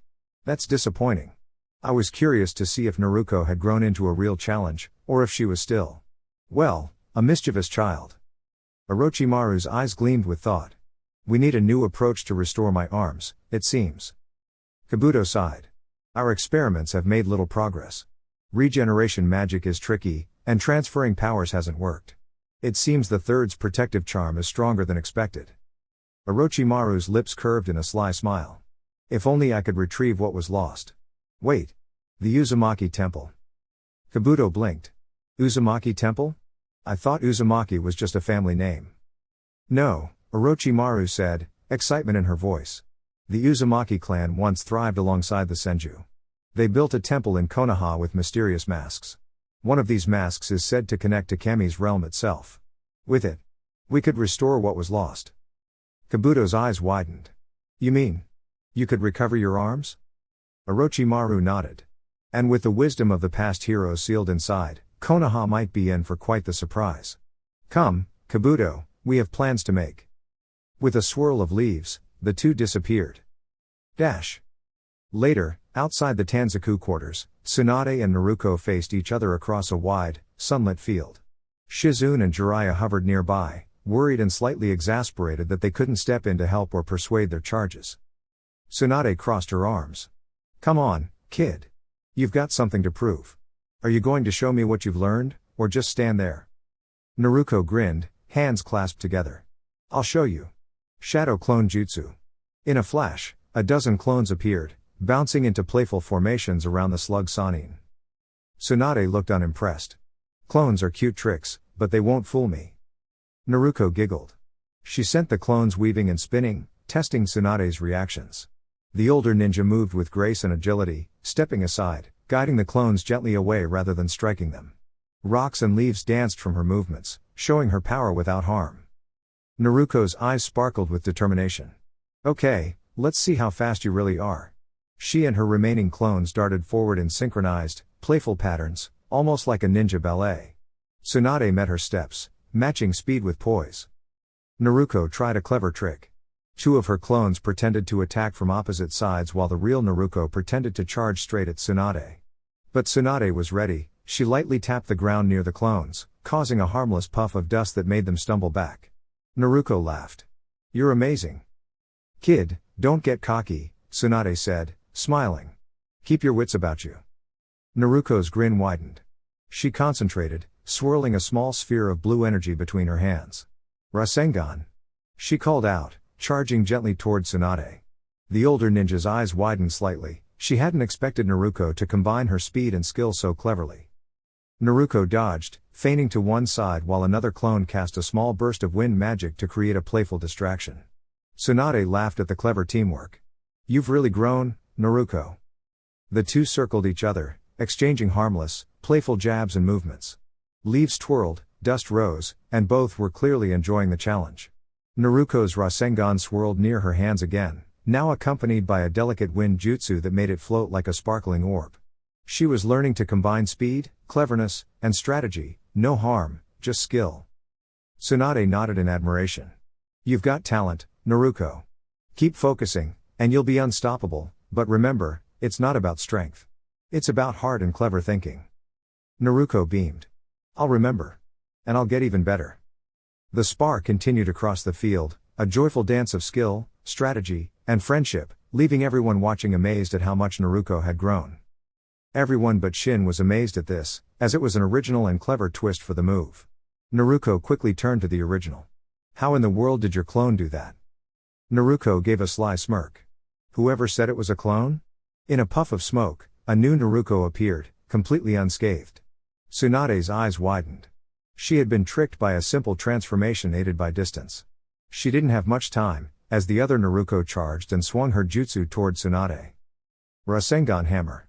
The first swing barely missed, and Naruko quickly turned it into a diagonal upward strike. Tsunade dodged and slipped behind her for a counterattack. The Rasengan hammer fizzled out after the third swing, followed by a cloud of smoke. Tsunade blinked. She had been fooled again. She had to think fast to avoid the remaining Naruko, who lunged forward with a determined punch. Tsunade couldn't help but admire the girl's tactics. Naruko wasn't just quick, she was clever.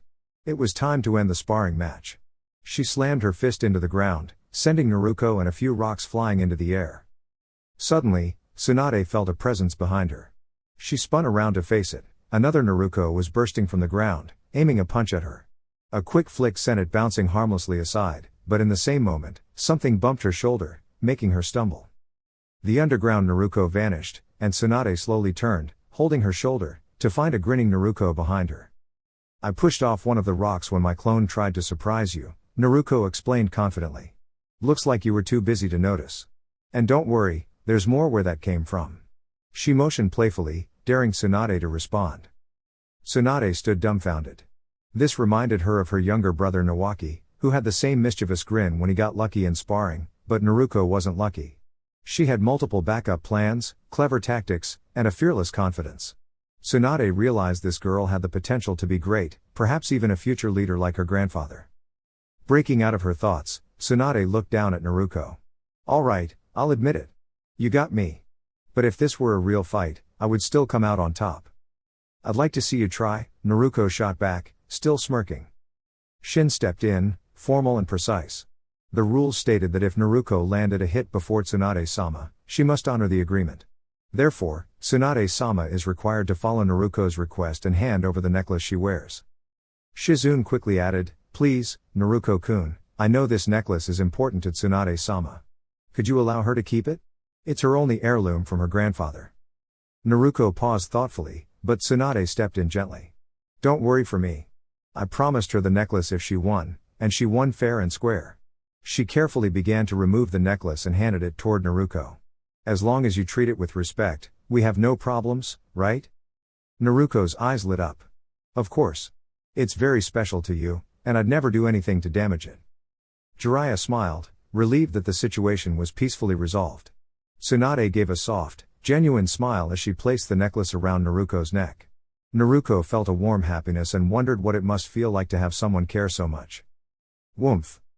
Suddenly, Tsunade gently tapped Naruko on the shoulder with a playful fist. But if you ever call me a hag, I won't go easy on you. Just ask Jiraiya about the last time. Naruko stumbled back, laughing. All right. Noted. 2 days later, Jiraiya's eyes nearly welled with tears of joy when he saw the familiar gates of their village. Traveling with Tsunade and Naruko had been exhausting, but now the journey was over. Naruko's eyes sparkled as she sprinted ahead, feeling the grass beneath her feet and the mountain looming above. It had been a month of waiting, training, and dreaming, but now, Naruko Uzumaki, aspiring Hokage, was finally home. When the 5 returning shinobi stepped back into the village, they weren't expecting to be whisked straight to the hospital by Kotsu and Izumo. The two were insistent that Tsunade use her expertise on a patient who was stable but in a critical state. Naruko only learned what had happened while she was away, and she was stunned. Someone had tried to cause trouble in the village. Itachi Uchiha and one of the 7 swordsmen of the mist had come through, causing chaos and sending Team 8 Sensei into the hospital. Naruko clenched her fists as they walked through the hospital doors. How could she have been left out of this? Didn't she have a right to know?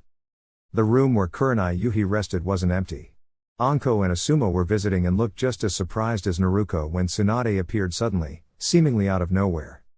Save the formalities, Tsunade waved dismissively as she scanned the medical charts. Do they even know what's happening in there? Asuma hesitated. Tsunade-sama, shouldn't we discuss this with the head doctors first? If they knew, they'd already fix it. They're skilled, just unimaginative, Tsunade interrupted confidently. They mentioned lingering effects of the genjutsu and that she's in a coma-like state, Asuma explained. Tsunade nodded. So, I'll clear her mind of any residual chakra from Itachi and reactivate the parts of her brain that have gone dormant. Shouldn't take more than a few minutes. Naruko blinked, unsure what that meant. Shin and Anko looked just as puzzled. Jiraiya and Asuma seemed to understand, while Shizune looked amazed. Tsunade approached Kurenai's bedside, her hands glowing with a warm green light. Moments later, Kurenai groaned, then groaned again, and her eyes snapped open. Is it over? She asked, looking around before focusing on Asuma. Yes, Kurenai-chan, he said with relief. You're okay now. Sleeping on the job, and they call me irresponsible, Anko teased, though her smile betrayed her worry. Kurenai glanced at Tsunade in recognition. Tsunade-sama. What are you doing here? Fixing you, of course. No one else knew how. Konoha? Well, I let a certain someone drag me back, Tsunade said, casting Naruko, Shin, and the others a pointed look. Now, enjoy catching up with your friends. I have other matters to attend to. With that, Tsunade left as quickly as she arrived. The group stayed behind, letting Kurenai enjoy her reunion with Asuma and Anko. Naruko turned to Tsunade with wide eyes. You were amazing. You fixed her in like 2 minutes, she exclaimed. Hey, I have a friend, Rock Lee. The doctors said he might never be a shinobi again. Can you maybe help him? Tsunade crossed her arms and smiled faintly. Don't call me Ba-chan, young lady. But since I'm a professional, I suppose I could take a look. Not today, though. First, I need to make sure the hospital is running smoothly. Shizune nodded. Tsunade-sama is right. It's been years since I've had the chance to see Konoha's medical system up close. Naruko watched Tsunade leave, feeling inspired. The group sensed the warm determination in the air, and even Jiraiya decided it was time to move along. Alright, Naruko-chan, we've got places to go. And I'm sure a certain someone wants to know you're back in town, he said, glancing at Shin. Shin nodded. Use everything you've learned wisely, Naruko-san. I hope we meet again soon. Jiraiya chuckled mischievously, but when Naruko gave him a sharp glare, he froze mid-smile. Naruko shook her head and grinned. Not today, Jiraiya-san. Naruko's meeting with the village elders had been full of surprises. The first was that her Hokage coronation ceremony would be at sunset the day after tomorrow. She would be officially announced as the 5th Hokage of Konoha and get to meet everyone in the village. Honestly, Naruko felt a little nervous. Meeting so many people at once was intimidating, but she reminded herself that she had trained for moments like this her whole life. The second surprise was that Shikamaru wasn't in the village. He had left the day before with Choji on a simple C-rank mission to deliver a batch of high-quality antivenom to Takigakure, a neighboring village. It was a gesture of friendship and trust after past conflicts. The elders asked Naruko if she had anything to do with their departure, but she smiled. She hadn't told Shikamaru to go, but she understood why he did. He was reliable, and if he wanted to help, there was no stopping him.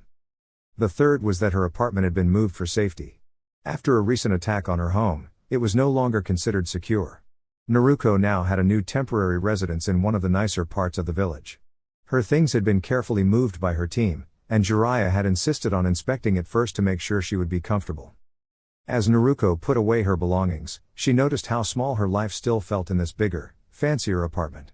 Her few handmade posters were stacked neatly on her dresser, her small plants bathed in sunlight by the kitchen window, and her limited wardrobe was now organized with care. For a moment, she paused. It was a bigger space, yes, but it still felt like home because of the little things she had brought with her.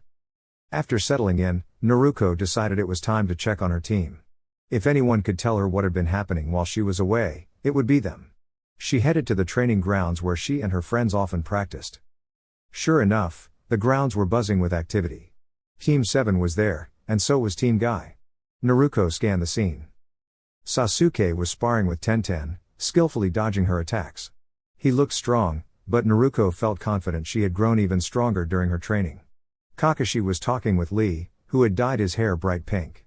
Lee looked even more determined than before, practicing tirelessly, clearly inspired by Naruko's return. A pale, quiet boy was drawing strange shapes that came to life on the ground. Naruko was impressed. This must be Sai, the new bodyguard assigned by Danzo. Near Guy-sensei was another young ninja, wrapped in bandages but listening eagerly, clearly inspired by his mentor's words. Naruko took a deep breath and smiled. It felt good to be back, surrounded by her friends, and to see how much everyone had grown. She opened her mouth to greet them, but then she blinked, squinting at the bright afternoon sky. For a moment, she thought she had been dreaming. "Long time no see, Dobi," came a familiar voice. Sasuke was standing nearby with Tenten and Neji. Naruko grinned. "Oi! I haven't seen you in forever. I just had the weirdest dream, too. I thought I saw Sakura-chan wearing one of Guy-sensei's jumpsuits." Sasuke and the others looked amused. Tenten pointed to someone across the field. Naruko followed her finger, and froze. Her eyes went wide. It wasn't a dream. Sakura, in green training gear with her usual determined expression, was glaring at Naruko. "If you say one word, Naruko-san," she warned, "I'll train you so hard you'll think twice before teasing anyone." Naruko laughed nervously, glancing at the pale boy at her feet. What's going on?" Sai stepped forward. "A few weeks ago, I challenged Sakura-chan to a spar without using my arms. She trained with Guy-sama and learned incredible techniques. She's now far stronger than me in similar conditions." "And you are?" Naruko asked. "Sai. Lord Danzo speaks highly of you, Hokage-sama," he said. Naruko's friends exchanged glances, and Kakashi quickly intervened. "Sai, remember, Naruko doesn't call herself Hokage yet. She's still learning. She's just the future Hokage." Sai nodded politely, correcting himself. "Of course, Kakashi-sensei. I apologize." Sakura smirked. "So, Naruko, what have you been doing the last month with Jiraiya-sensei?" Naruko grinned. "Training. He and a new bodyguard, Shin, helped me get stronger while we searched for a former teammate of Jiraiya-sensei. And speaking of help," she said, turning to Lee, "I asked her to check your injuries. She's the best medic in the village, so you'll be in good hands." Lee's eyes lit up in excitement, but before he could thank her, Tenten grabbed Naruko. "You met Lady Tsunade? She's my idol. What's she like?" Naruko chuckled. "She's amazing. You can meet her at the hospital." Tenten cheered and ran off to see her mentor. Sasuke smiled slightly. "Looks like I get to spar with you now." Naruko grinned widely, ready for her next adventure. "Then let's see everything I learned." Around her, her friends and teammates gathered, excited to test their skills and learn together. Naruko felt a warmth in her chest. This was why she loved being a ninja. Not for battles or missions, but for the friendships, growth, and adventures that came with them. Ever since their practice match with Gaara, Naruko's ideas about her team had shifted. Back in the forest and wave training exercises, she had always thought of Sasuke as the natural leader of the trio, while she had assumed she was the enthusiastic, slightly clumsy sidekick. But after watching what lengths she would go to outmaneuver an opponent that Sasuke could barely touch, Naruko realized she might have been wrong. Maybe, just maybe, she was the kind of chaotic genius leader in their trio, with Sasuke as the serious, ultra-skilled second-in-command, like the clever captain in one of the adventure stories she used to read. Quickly, the two moved into position as Kakashi, their mentor, acted as referee. After making the seal of confrontation, he signaled the start of the friendly spar. The match began with a flurry of moves as they rushed at each other. Naruko's improvements were obvious. She could keep up with Sasuke's precise and lightning-fast movements, dodging his attacks and returning her own with surprising skill. Sasuke aimed a kunai at her side, but just as it was about to hit, she disappeared in a small puff of smoke. His eyes widened. "That wasn't a Kawarimi jutsu, was it?" he asked. Naruko appeared behind him, grinning. "Not quite. That was Shunshine. I could teach you if you want." Sasuke frowned, annoyed, but quickly reacted, throwing several kunai toward her. Naruko danced between them, popping in and out of view, teasing and keeping him on his toes. Then, before he knew it, Sasuke vanished in a flash of smoke, and a swift kick from Naruko's clone caught him lightly on the side, making him stumble. "You used a clone," he exclaimed, surprised. Naruko giggled. "Yep. But it's all in good fun. Want me to show you the trick?" The match escalated, each of them improvising clever techniques without ever hurting the other. They laughed as they dodged, countered, and tested each other's skills. A small wind jutsu from Naruko sent a gentle gust toward Sasuke, just enough to make him lose his balance, and he responded with a playful burst of fire that created a harmless wall of warmth between them. "Not bad," Sasuke admitted, smiling under his serious facade. "You've really improved since we started training together." "Thanks. I've been practicing," Naruko said, puffing her chest out proudly. "And I think I finally get how to use teamwork. Even if it's tricky keeping track of all my clones." Sasuke rolled his eyes but didn't argue. He was beginning to understand that Naruko's cleverness and unshakable determination made her a natural leader in her own right. And Naruko, for her part, felt proud not just of her skills, but of the way she and Sasuke could challenge each other and learn together. Meanwhile, far away in the forest, Shikamaru and Choji swung silently through the treetops. Choji's curiosity bubbled over. "Wait, so Naruko's dad was?" Shikamaru sighed, pinching the bridge of his nose. "Yes, Choji. And yes, she has a lot of potential. But the important part isn't who her dad is. It's what she's capable of now." Choji nodded slowly, finally understanding. Naruko wasn't just the spirited, determined teammate he knew, she was growing into someone extraordinary, one clever move at a time. Naruko had always been a little different from the other kids in Konoha. She had spiky blonde hair, bright blue eyes, and a boundless energy that could light up an entire room. But there was more to her than just her sunny disposition. She carried a secret. Her father had been the fourth Hokage, a legendary ninja, and though Naruko had grown up mostly on her own, she had dreams bigger than the village itself. One crisp morning, Naruko was assigned a mission with her friends Shikamaru and Choji. They were heading to Taki village to meet Shibuki, an important ally, for a plan that could help protect all the villages from trouble. Choji groaned at the idea. "Another mission? I thought we just finished one last week." "Sounds fun," Naruko said with her usual grin, bouncing on her heels. Just then, a playful voice echoed from the nearby trees. "I never get to leave my village for long, but helping on a mission sounds exciting." Shikamaru squinted, annoyed and curious at the same time. "By exciting, you mean reckless?" "Of course. Isn't that what excitement is?" the voice called back, giggling. Choji looked at Shikamaru nervously. "Do we destroy the trees or?" "No," Shikamaru sighed.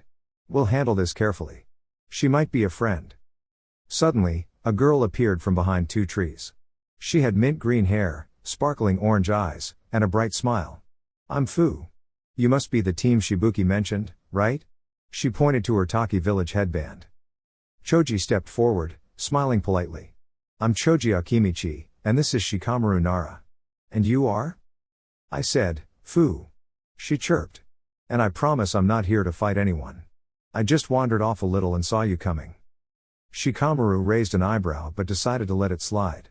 Fu jumped onto the branch beside them, her hand extended. "Nice to meet you." The group soon became fast friends.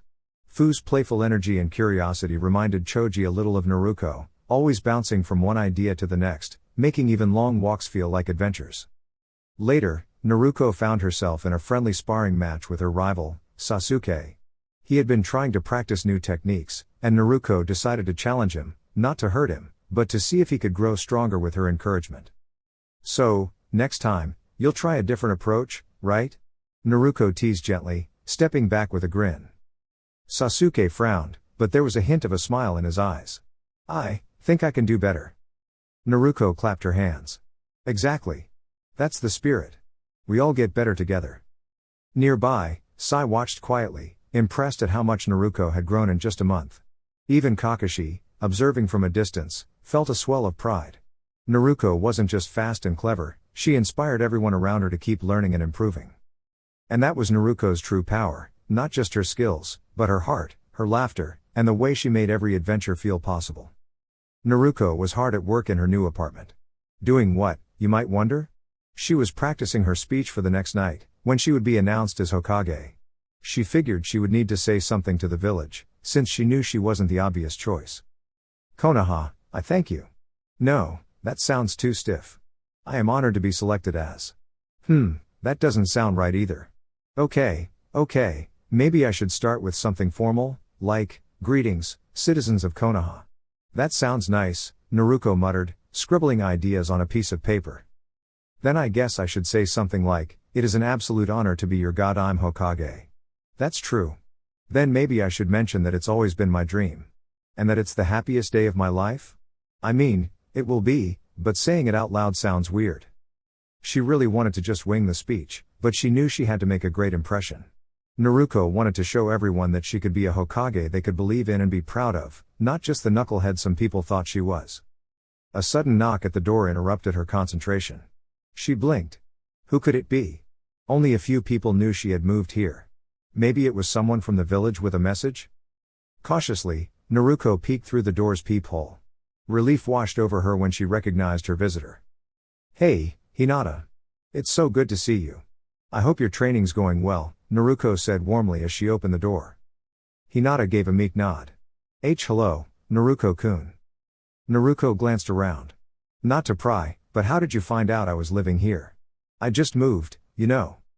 I asked Sakura-san, Hinata admitted softly, and Naruko noticed something unusual in her tone. Something was off. Well, come on in. I'm pretty sure they stocked my fridge, so I can get you some water or tea, Naruko said, gesturing toward the apartment. Hinata nodded quietly, keeping her voice low, and stepped inside. She carefully closed the door behind her and took a seat on the couch. Naruko walked to the kitchen to grab 2 drinks, handing one to her guest. So, I wasn't sure what you like, so I thought maybe this, Naruko said, holding out a can of juice. Hinata's fingers curled around it. Thank you. She seemed quieter than usual, almost hesitant, and Naruko couldn't help but notice. Hinata, what brings you here? She asked with a grin, hoping to draw her friend out. Hinata looked down at the juice for a moment. First, I wanted to thank you. Tsunade-sama said you helped Kurenai-sensei, and it's because of you she's okay. Naruko laughed lightly. Oh, that. Well, it wasn't too hard. I mean, she did put up a fight, but I had to make sure she came along without fussing. Hinata's eyes widened. She's a Sannin. That's incredible. But I did it. And I even got something amazing from it. Naruko lifted the necklace she wore under her jacket, a token of accomplishment and history. Hinata's eyes grew even wider. That's the Shodai's necklace. Naruko nodded proudly. Yep. Something that belonged to the first Hokage. Can you believe it? Hinata smiled, her nervousness softening. I believe in your strength, Naruko-kun. Naruko's heart lifted. Thanks, Hinata. So, is helping your sensei why you came over? Hinata shook her head. And no. She hesitated, took a sip of juice, and then said the thing that made Naruko's ears perk up. I wanted to understand why some people didn't like you. And I think I know part of it. It has something to do with the Kyuubi attack on your birthday, doesn't it? Naruko's eyes softened. Hinata had gotten this far on her own. With friends like Shikamaru and Sasuke, it had been about facts, but Hinata cared. This was different. She leaned back and spoke gently. What we were told was a lie. The Kyuubi isn't evil. It's just a bunch of chakra. It can't be destroyed, only contained. Hinata nodded slowly. Like Gaara. Exactly, Naruko confirmed. Like Gaara. People were afraid, so they didn't understand. But that doesn't mean I'm weak. I just have to keep learning and growing. Hinata smiled softly. Then I'll keep believing in you, Naruko-kun. No matter what. Naruko felt a warmth spread through her chest. For the first time in a long while, she felt truly seen, not just for her powers, but for who she was. And maybe, just maybe, that made the thought of giving her speech tomorrow a little less scary. Sympathy filled Hinata's gentle eyes as understanding settled in her heart. She clasped her cup with both hands, thinking carefully before she spoke. That must have been really lonely, Naruko, Hinata said softly. It wasn't fair for people to judge you for something that happened before you could even understand it. Naruko smiled, not a sad smile, but a strong one. Maybe, she said. But I don't let it stop me. I have friends now. I have teammates and teachers who believe in me. And one day, I'll be Hokage. Hinata looked up in quiet amazement. So you still want to protect everyone? Even if they don't understand you yet? Of course, Naruko replied. That's my ninja way. Hinata's lips curved into a warm smile. I knew you'd say that. They sat together in comfortable silence for a moment before Hinata spoke again, her voice trembling just a little. Thank you for trusting me with something so important. You're my friend, Naruko said easily. Friends share things. That's how it works. Hinata's cheeks warmed at the word friend, and she nodded quickly. But as she tried to take another sip of her drink, her hands shook. Tears welled up before she could stop them. Naruko noticed right away. Hinata? Hey, what's wrong? Hinata hesitated, then finally whispered, my father wants to decide my future for me. I don't get a choice. Naruko's eyes widened. That's not right. Everyone deserves to choose their own path. I'm scared, Hinata admitted. I want to grow stronger and decide things for myself. Naruko gently placed a hand on Hinata's shoulder. You're already strong. And I promise, I won't let anyone take your choices away. Hinata looked up, hope flickering in her eyes. You promise? I always keep my promises, Naruko said with confidence. Dash. Glowing star emoji, standing up with words, glowing star emoji. Later that day, Naruko stood in a quiet office, facing Hinata's father. She stood straight, even though her heart was pounding. Hinata deserves to decide her own future, Naruko said firmly. She's kind, thoughtful, and brave. She isn't weak. Hiyashi listened carefully, his expression serious but thoughtful. I want what's best for my daughter, he said at last. But sometimes, I forget that listening is just as important as protecting. Naruko nodded. Being strong doesn't mean controlling everything. It means trusting the people you care about. The room grew quiet. Finally, Hiyashi sighed. Perhaps I have more to learn, from both of you. Naruko smiled, relieved but respectful. Hinata will grow in her own way. I believe in her. Dash. Cherry blossom emoji, a future chosen freely, cherry blossom emoji. That evening, Hinata and Naruko walked together beneath the lantern lights of the village. It feels like a weight has been lifted, Hinata said softly. Naruko grinned. Good. Because the future should feel exciting, not scary. Hinata smiled back. I'm glad you're my friend, Naruko. Me too, Naruko replied.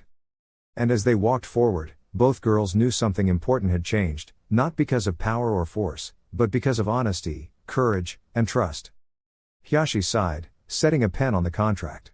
It is an admirable thought, but you are still learning how the world works. It wasn't fair what Kumo demanded of my clan, but they got what they wanted. It wasn't fair that I could not prove my worth as Hokage, but my opposition got what they wanted. Now it isn't fair to you or to my daughter, but I will get what I want on this. I promise you this is a union you will be grateful for entering, and my daughter will be a wonderful partner by your side. Though I did not see her as a shinobi, even I could tell my daughter was a kind and honorable person. So please, sign, Hokage-sama. Hiyashi gestured to the document. Naruko looked at it with a mixture of worry and determination, her fingers brushing the pen. She carefully began reading the contract, remembering how important it was to understand every word before committing herself. Her bright eyes lingered on one section, and she frowned slightly before setting it back on the table. She picked up the pen with a steady hand and looked Hiyashi squarely in the eyes. I will remember this, Hiyashi, she said, her voice firm and respectful. Though she was frustrated by the situation, she wanted him to know she would not forget the lessons and feelings tied to this decision. Hiyashi recognized her resolve. He knew she was thinking far ahead, planning how to navigate this unexpected path with wisdom. He allowed himself a small, quiet smile. I understand. Daughter, he said softly, watching as Naruko signed the line with determination, her grip strong and steady. Once the pen was set down, Naruko lifted her head, her expression a mix of defiance and hope. This was not the end of her story, it was just the beginning of her journey to grow, to protect what mattered to her, and to show the world the strength of her heart. You ready for this? Kakashi eyed his nervous student, who was fidgeting with her hat. She kept straightening it and re-straightening it, not liking how it sat on her head. Naruko looked up at her sensei, nerves dancing in her eyes. Of course, sensei. I was born to do this.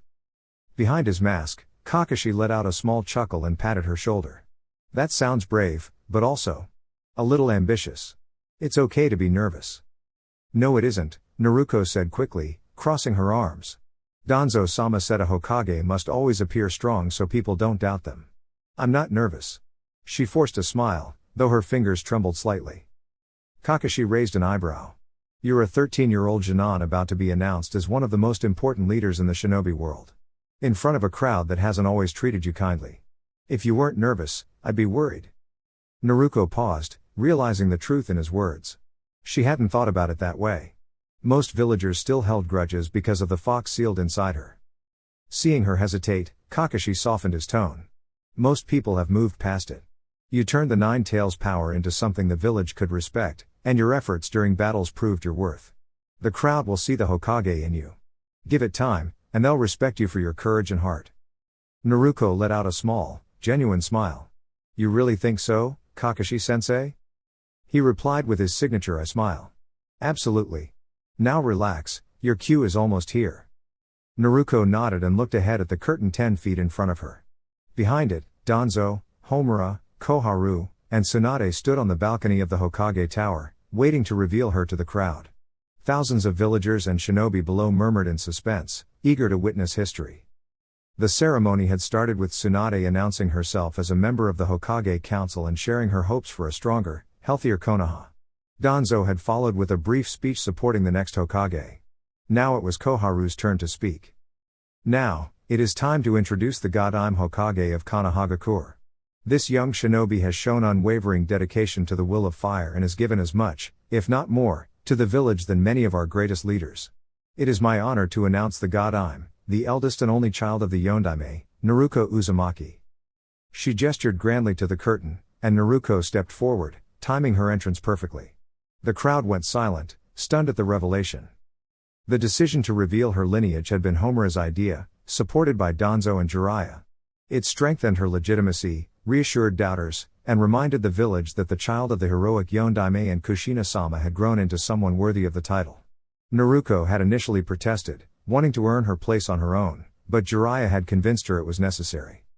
Naruko could feel the weight of all eyes on her. The Yondaime's child. The Nine Tails host.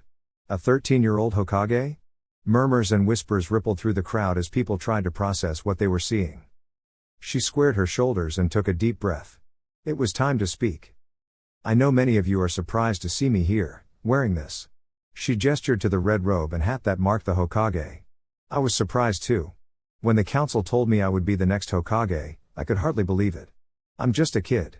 I'm not as strong as Kakashi-sensei or Jiraiya-sama, and sometimes I'm not even stronger than my rivals. But they believed in me, and more importantly, I've always believed in myself. Her voice wavered slightly as emotion bubbled up. Sandaime-sama. Gigi. They cared for me, and they inspired me. I didn't think I had a chance, but they trusted that I could protect this village, even if it meant facing impossible odds. I love Konoha, and I promise to always give my all for it. I won't be perfect now, and I won't claim to be as great as those who came before me. But I will grow. I will become the Hokage this village deserves, and I will always strive to protect everyone in it. Thank you for trusting me. Naruko bowed deeply. The crowd was silent for a moment, then a wave of applause and cheers rippled through. Some faces were shocked, others proud, and a few familiar voices, Konohamaru, Ino, shouted in support. She smiled, feeling warmth in her chest as she stepped back. In the Hokage office later, Kakashi gave her a thumbs up. See? You had this the whole time. Thanks, sensei, Naruko said, grinning. I was so nervous, but I think it went okay. Jiraiya chuckled. Not bad, little firecracker. Not bad at all. Tsunade and Homura nodded in approval, and even Danzo gave a rare approving nod. Naruko felt proud. She knew the real work had just begun, but for the first time, she felt ready to face it as the Hokage of Konoha. Jiraiya blinked in surprise, his eyebrows twitching as he watched Naruko handle the situation. The council members were quietly raising their own brows, unsure what to make of the young kunoichi. Naruko noticed the expressions and quickly waved her hands. "Relax, everyone. I've got this under control." Danzo was about to speak, intrigued. Indeed, unpredictability can be a strong card in any shinobi's arsenal. But what exactly does that technique do? The door to the Hokage office suddenly swung open. Standing there was an older woman, in her early 50s, with graying brown hair and casual clothing. In her hands, she held kunai, and her determined glare made it clear she meant business. The two Sannin immediately recognized her as a kunoichi who had been active during the Second Shinobi War. "You," she shouted, pointing at Naruko. "How dare you claim that girl is Minato-sama's daughter? She is the fox's child and must be stopped." Naruko took a careful step forward, her hands raised calmly. "Ma'am, please put the kunai down. I understand your anger, but I'm not here to fight anyone. I'm Naruko, and I'm just trying to keep the village safe." "Liar!" the woman yelled. "Your whiskers, your chakra, your mischievous ways, you're the fox incarnate. I cannot allow this village to be led by a demon." She advanced, kunai raised. Naruko didn't panic. Instead, she used her speed and agility to sidestep the first swing, gently twisting the woman's wrist to make her drop the weapon, carefully, without hurting her. "Please, calm down. Hurting anyone won't bring your family back. Let's talk." The woman tried to swing again, but Naruko blocked it with a kunai she had drawn from her pouch, always careful to stay defensive. With a quick movement, Naruko disarmed her once more and took a step back, keeping her voice calm. "Lady, I am not the Kyuubi. I promise you, I'm not a threat. You don't have to do this," Naruko said sincerely. The woman's hands went to her side, readying another kunai. Naruko acted quickly, using a gentle but firm restraining technique to catch the woman's wrists and prevent her from harming herself or anyone else. "I swear, I want justice too," Naruko said softly, but not through anger. "Let me help you honor their memory safely." The woman froze, caught off guard by Naruko's calmness and skill. Slowly, her grip loosened, and she lowered the kunai, breathing heavily. Naruko gave a small nod and released her hold, keeping a safe distance. Anbu operatives quietly stepped forward, ready to escort her safely to a room for calm reflection and support. The council exhaled. Tsunade stepped away from the window curtains, finally relaxing. Jiraiya gave her a thumbs up. "I'd give that a 10 if I could. You talked her down and kept everyone safe. Nice work, Naruko." "You handled that incredibly well," Koharu said, impressed. "You tried to reason with her, but also kept control of the situation." Danzo looked slightly puzzled but intrigued. Why allow the situation to reach that point instead of intervening sooner? Naruko smiled, tilting her head. "Sometimes, the best way to solve a problem isn't stopping it immediately, it's understanding why it started. Then you can fix it without anyone getting hurt." Her words hung in the room, and for once, everyone, including the council, couldn't help but feel a spark of hope. Naruko wasn't just clever or strong, she was wise beyond her years, a shinobi who could lead with her heart as much as her skills. Naruko glanced back at the small puddle she had accidentally spilled while rushing into the room, a little embarrassed. "I'm supposed to protect the village. How can I do that if I can't even protect myself from a misunderstanding?" she said, giving a sheepish smile.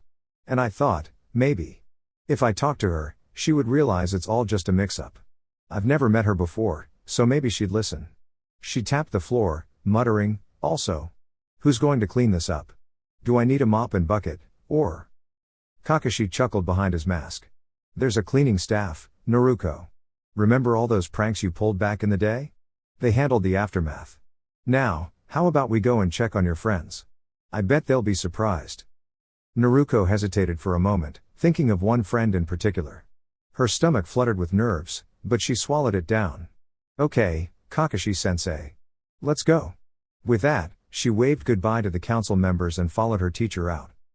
Jiraiya had already slipped out the window, and Tsunade hurried after him, eager to leave the tense room. Koharu and Homura returned to their offices on the lower floors, while Danzo lingered for a moment, concerned about the possible consequences for the village. While Naruko's intentions were pure and full of courage, he knew that protecting her would require careful planning. After a moment's thought, He decided Shin would discreetly accompany her as a guide and guardian, someone skilled, but not likely to draw unwanted attention. Meanwhile, outside, the students of Konoha were buzzing with the news. "Ino, calm down. I think Akamaru is going to go deaf," Kiba called, shielding his ears as Ino bounced excitedly. "I can't believe it," Ino exclaimed. "Naruko is the Hokage. Isn't that amazing? I mean, wow." She turned to Kiba and Shino, eyes wide. "I thought it might be someone else, but Naruko? Who would have guessed?" Shino nodded thoughtfully. "It is surprising. Considering her past struggles, she has grown so much. She deserves this recognition." "Yeah," Kiba said, "I never really understood why people treated her like that before. She was loud and mischievous, sure, but she's always had a good heart." Ino nodded in agreement. "Exactly. And now she's the village's leader. That's really cool."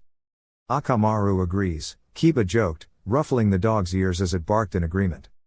Shino, ever observant, added quietly, "There may be more at play here than meets the eye. Political planning, perhaps. But Naruko's strength isn't just in skill, it's in her determination and kindness. That is what inspires people." In the midst of the chatter, Hinata stayed quiet, listening from a distance. Her admiration for Naruko was clear, though she kept her thoughts to herself for now. "I should go," Shino murmured, bowing slightly to his friends. "My mother asked me to discuss some things, but I'll be back." Ino and Kiba waved as he left, returning to their excited conversation about what Naruko's promotion meant for Konoha. Meanwhile, Naruko, unaware of all the gossip and speculation, walked alongside Kakashi, ready to meet her friends and start her new journey as the village's leader, her heart full of hope and determination. Elsewhere, her teammates from the newly reunited Team 7 were also processing the news. Sakura, dressed casually for the day, looked completely stunned. "Naruko? Hokage?" she whispered.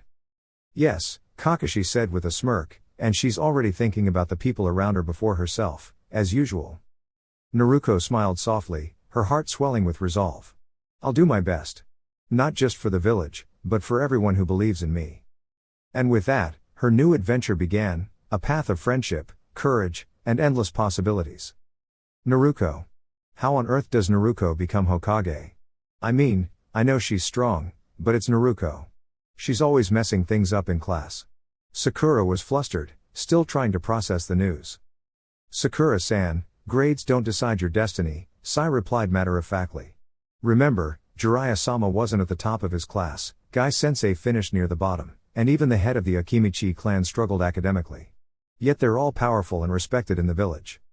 So? None of them became Hokage. And none of them are our age. What was everyone thinking? How did Kakashi-sensei let this happen? She had to know," Sakura exclaimed. Sasuke sighed and rolled his eyes. Apparently, it was a close race between Naruko and the head of the Hyuga clan. "I don't know the details, but Naruko narrowly won." Sakura's eyes widened. "You knew?" "Well. Yeah," Sasuke said, avoiding her gaze. "Remember when Sensei's clone asked us to visit the Hokage Tower before Naruko's mission? That had something to do with it." Sakura thought back to that day, remembering how much fun she had hanging out with the clone and how he even treated her to extra ramen at Ichiraku. Meanwhile, the very same Naruko had just become Hokage. "Why didn't you say anything?" she asked. "You're not even on the council." "The Uchiha always hold a seat on the council," Sasuke said, a little defensive. "Oh." Sakura paused and then pressed, "Did you vote for her? I mean, she's your teammate, but Naruko as Hokage? That doesn't make sense."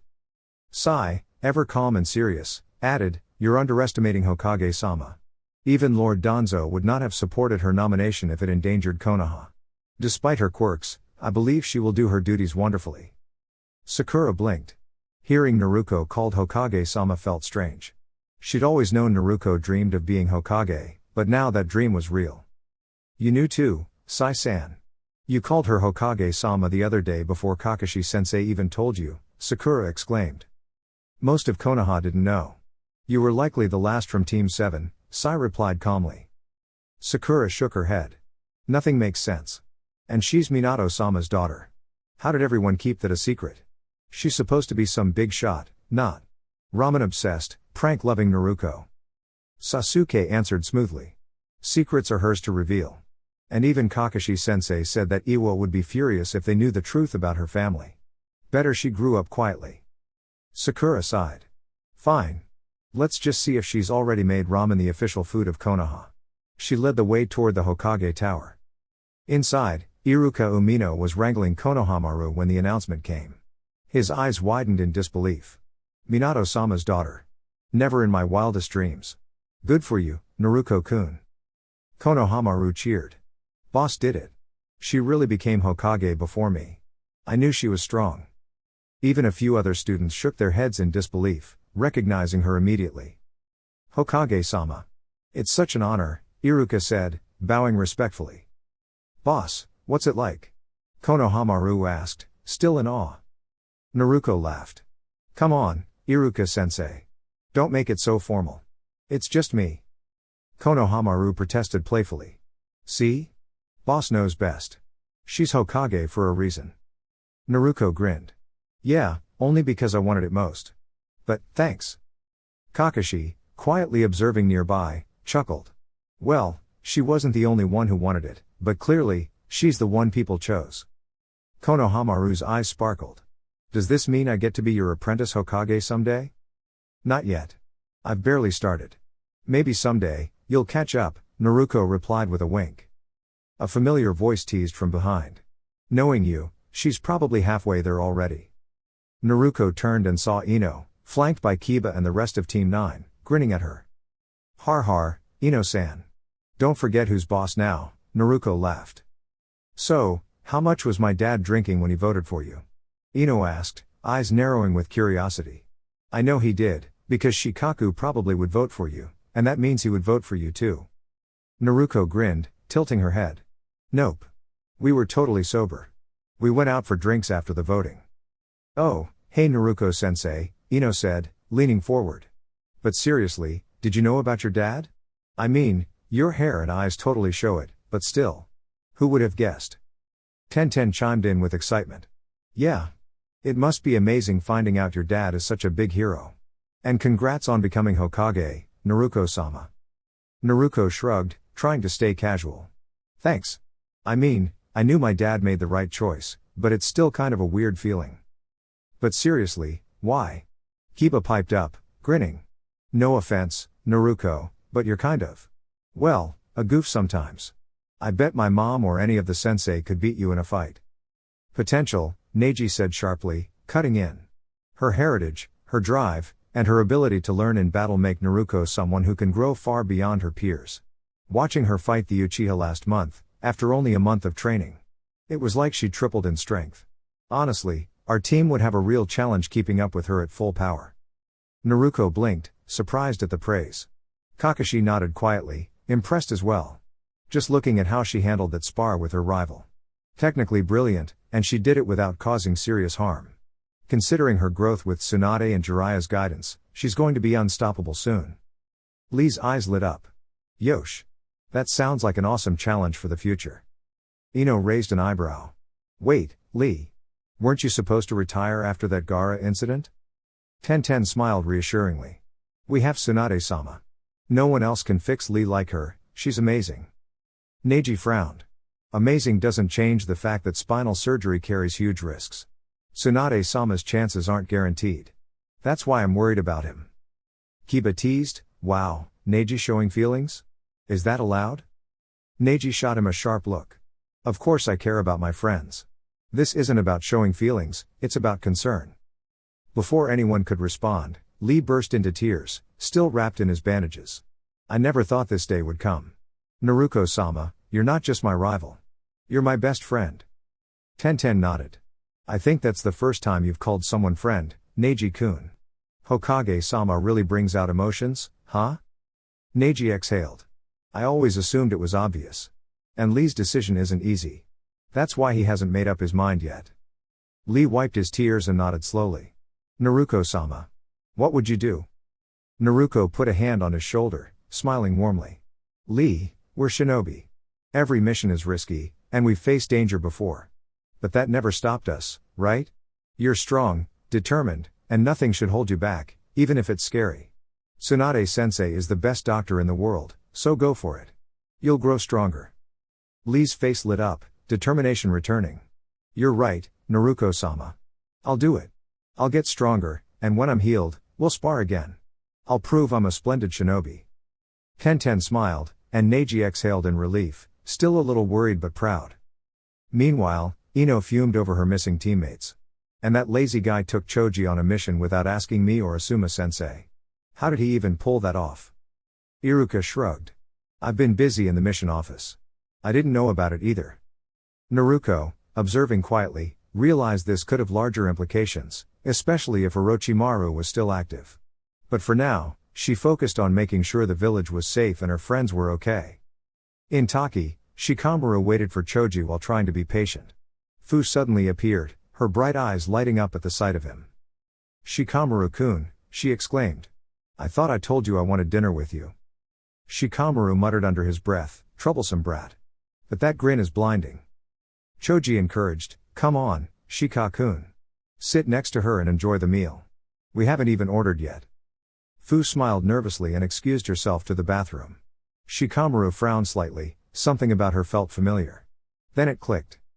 Poor Fu, he muttered quietly. She's just like Naruko. Choji noticed and smirked. You finally figured it out? Took you long enough. Shikamaru shook his head. I didn't want to jump to conclusions. But yeah. She really is something special. Fu returned, plopping down with a bright smile. So, what are we talking about again? Choji leaned back, smiling. That's up to you, Fu. But I have a feeling this dinner will be interesting. The next day, Naruko was tired. Very tired. She had spent hours catching up on paperwork that had piled up, even though Koharu and Homura had been handling most of it during her training quests. She had just settled down for a short nap when her secretary appeared, knocking lightly on the door. Naruko knew her well, she had been Gigi's assistant for years. Suzuki-chan, what's happening? Naruko asked, stretching and rubbing her eyes. Well, the first missions under your leadership have been selected, the middle-aged woman said with a polite bow. I thought you might like to see the teams off and start your tenure on a strong note, God-I'm-sama. Naruko blinked and waved a hand. Oh, okay, but just call me Naruko, like you always have. God-I'm-sama feels weird. Suzuki-chan chuckled warmly. She had never understood why some people had been wary of Naruko when she was younger. Even as a mischievous child, she had always been kind at heart. All right, Naruko-kun, she said, smiling. Once Suzuki left to call in the teams, Naruko hurried to tidy the office. She didn't want to look unprepared, she wanted everything to be perfect for the first official mission of her tenure. A few moments later, a familiar group appeared. First came Kakashi, carrying a scroll, followed by Sasuke, Sakura in her slightly awkward training suit, and Sai with another scroll in hand. Hey, guys. I didn't expect to see you here. Naruko's eyes lit up. Of course, God-I'm-sama, Sai said, bowing deeply. We thought it would be fitting for your first missions to be with us. Yeah, Dobi, Sasuke added, smirking.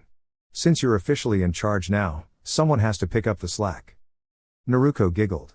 Ha ha, alright. So, which mission does Team 7 get? Kakashi shook his head.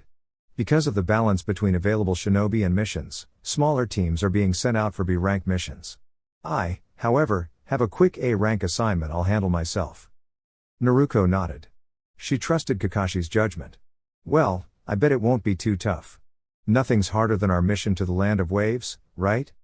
Sakura clutched her fist confidently. Exactly. We just have to protect someone in a race in the Land of Tea. They think their opponents hired shinobi, but we can handle it. Naruko smiled, full of belief in her friends. She didn't know all the mission details, that was handled by the council, but she trusted her team completely.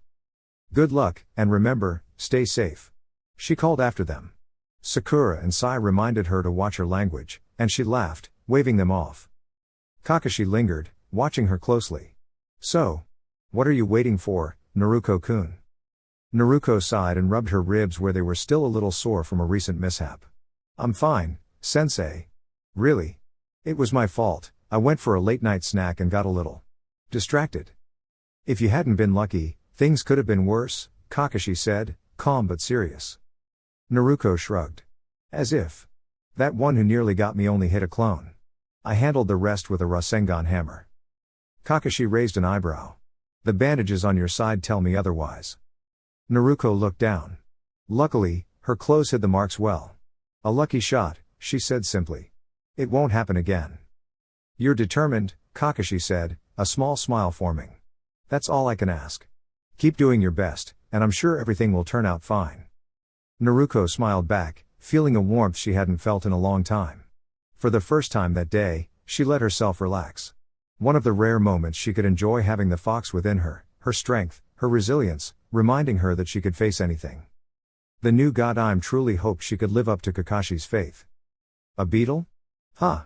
That actually sounds a bit nicer than the annoying fox, Naruko murmured as Shikamaru and Choji gave their report. Well, I wouldn't call it nicer, but she was the annoying one, Shikamaru said with a smirk. Almost as annoying as you.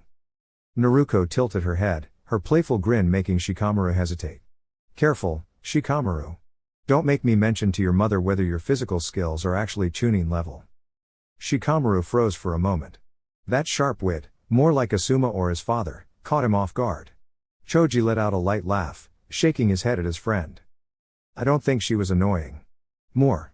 Forward, Choji said thoughtfully, earning a smirk from Naruko and a glare from Shikamaru. Ridiculous, Choji, Shikamaru muttered, though even he couldn't fully hide the small truth in the observation. Oh, does Shikamaru have a girlfriend now? Or is he still hung up on Gaara's sister? Naruko teased, eyes sparkling. Shikamaru's face went red. No. You're acting like idiots. You just called your Hokage an idiot, Naruko pointed out, clearly amused. Yes, Shikamaru admitted. There was a pause, then Choji chimed in, how about we leave the playboy alone and talk about the important stuff? Shikamaru let out a long sigh, tired of the antics. Agreed. The daimyo gave us 3 months before the assets are ready for maneuvers. Can you wait that long? Naruko nodded, her expression serious. Of course. It'll probably take longer.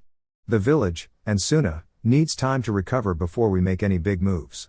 Her voice softened slightly. If we make any moves at all. Shikamaru raised an eyebrow. If? The more I learn about Otogakur, the less I think a big fight makes sense, Naruko explained. Maybe it has to be precise. A few teams hitting the key points, while others deal with Orochimaru. Small, smart actions instead of a massive clash. Shikamaru exhaled in relief. Good. I was worried otherwise. A big fight would have cost too much, and Orochimaru's hit and run style makes planning a nightmare. So? No war? Choji asked hopefully. We are preparing, but not like a chaotic battle, Shikamaru said, balancing honesty and humor. Naruko rolled her eyes at the jab. And you've been planning for this as well? Naruko asked, looking at her youngest council member. Shikamaru smirked faintly. When I've had the time. He didn't mention the nagging worry that Orochimaru probably had his own surprises. Alright. Enough talk for now. Ino's still mad about being left out, so brace yourselves, Naruko said firmly. Council meeting tomorrow at 9 a.m. Don't be late. Shikamaru gave a curt nod. With quick farewells, Naruko was left alone in her office, well, almost. Shin, assigned to guard her on Danzo's orders, lingered nearby. Shin emerged from the shadows. I wonder what Danzo-sama would think. Naruko, focused on the stack of mission reports, only half listened. Maybe you can ask him yourself. Danzo arrived just minutes later. Naruko raised an eyebrow, what could he possibly want now? Wind type, right? That's what Uro-sensei said, Naruko said, recalling a past conversation with Shin. You're here to teach me? Danzo nodded. Correct. You must master the basics before true mastery. Fine-tune your chakra into a precise tool, it can push, slice, or manipulate with care. Not just power, but control. He demonstrated with a pencil, creating a green glow of chakra that gently pushed it, and then split it neatly into 3 pieces. Naruko's eyes lit up. Wow! That's amazing. Please teach me, Danzo-sensei. Her excitement was infectious, like a kid discovering magic. Danzo smiled faintly. First step, cutting a leaf with wind chakra alone. Learn to move and shape it as you wish before using it in more advanced ways. Naruko leaned in eagerly. Cutting a leaf. Okay. But how do I form wind chakra like that? I can already make Fuuten Jutsu, but this is something else entirely. A week to grow. From what Shin had shared, Danzo believed Naruko Uzumaki was far more thoughtful than most people realized. I've heard about your clever experiments, Danzo said calmly. Your creative use of shadow clones, your way of adapting transformation techniques for problem solving, and your refinement of the Rasengan into a focused, close-range tool all show a flexible and curious mind. Naruko blinked once, then smiled proudly. It still felt strange to hear her ideas spoken aloud with such seriousness. She liked that. You've taken well-known techniques and made them your own, Danzo continued. That tells me you don't just copy lessons, you understand them. Because of that, I have a challenge for you. 1 week. Discover the answer on your own. Naruko tilted her head. Wait. I figure it out myself? Aren't teachers supposed to teach? Danzo did not seem upset. Instead, he nodded. Good teachers show the path. Great teachers help their students learn how to walk it themselves. Growth happens when effort and curiosity work together. Naruko grew quiet for a moment, really thinking about his words. Then her eyes brightened with determination. All right, Danzo-sensei, she said confidently. I'll give it everything I've got. I want to be the greatest wind style user in history, someone who helps people and brings smiles wherever she goes. She formed a hand sign, and 3 shadow clones appeared beside her. You, she said to the first, gather training notes. You too, she told the others, head to the practice room. With cheerful nods, the clones transformed into ordinary villagers to blend in and quietly went on their way. Danzo raised an eyebrow. Practice room? Naruko grinned. A surprise. I don't just sit around all day, you know. In that moment, Danzo felt a rare sense of satisfaction. Naruko was learning not only techniques, but responsibility, creativity, and balance. She was becoming the kind of leader who learned by doing, and by helping others grow too. Elsewhere, beneath the islands. Okada Terumi took a careful breath as he followed the others through the underground paths. He wasn't used to long journeys anymore, but he kept going, determined to help. Just a moment, please, he whispered politely. Danmachi, a quick-moving and focused young kunoichi, glanced back with concern rather than frustration. It's okay. We'll slow down. Their guide, Katora Uzumaki, stopped and raised a hand gently. Though older and experienced, her expression was calm and thoughtful. Quiet now, she said softly. We're close to something important. The group had spent days exploring forgotten tunnels beneath the islands, not to fight, but to search for answers. Someone important had gone missing, and finding them meant restoring balance and peace. They moved forward together, each step careful, each person contributing in their own way. Somewhere ahead, the truth waited patiently to be discovered.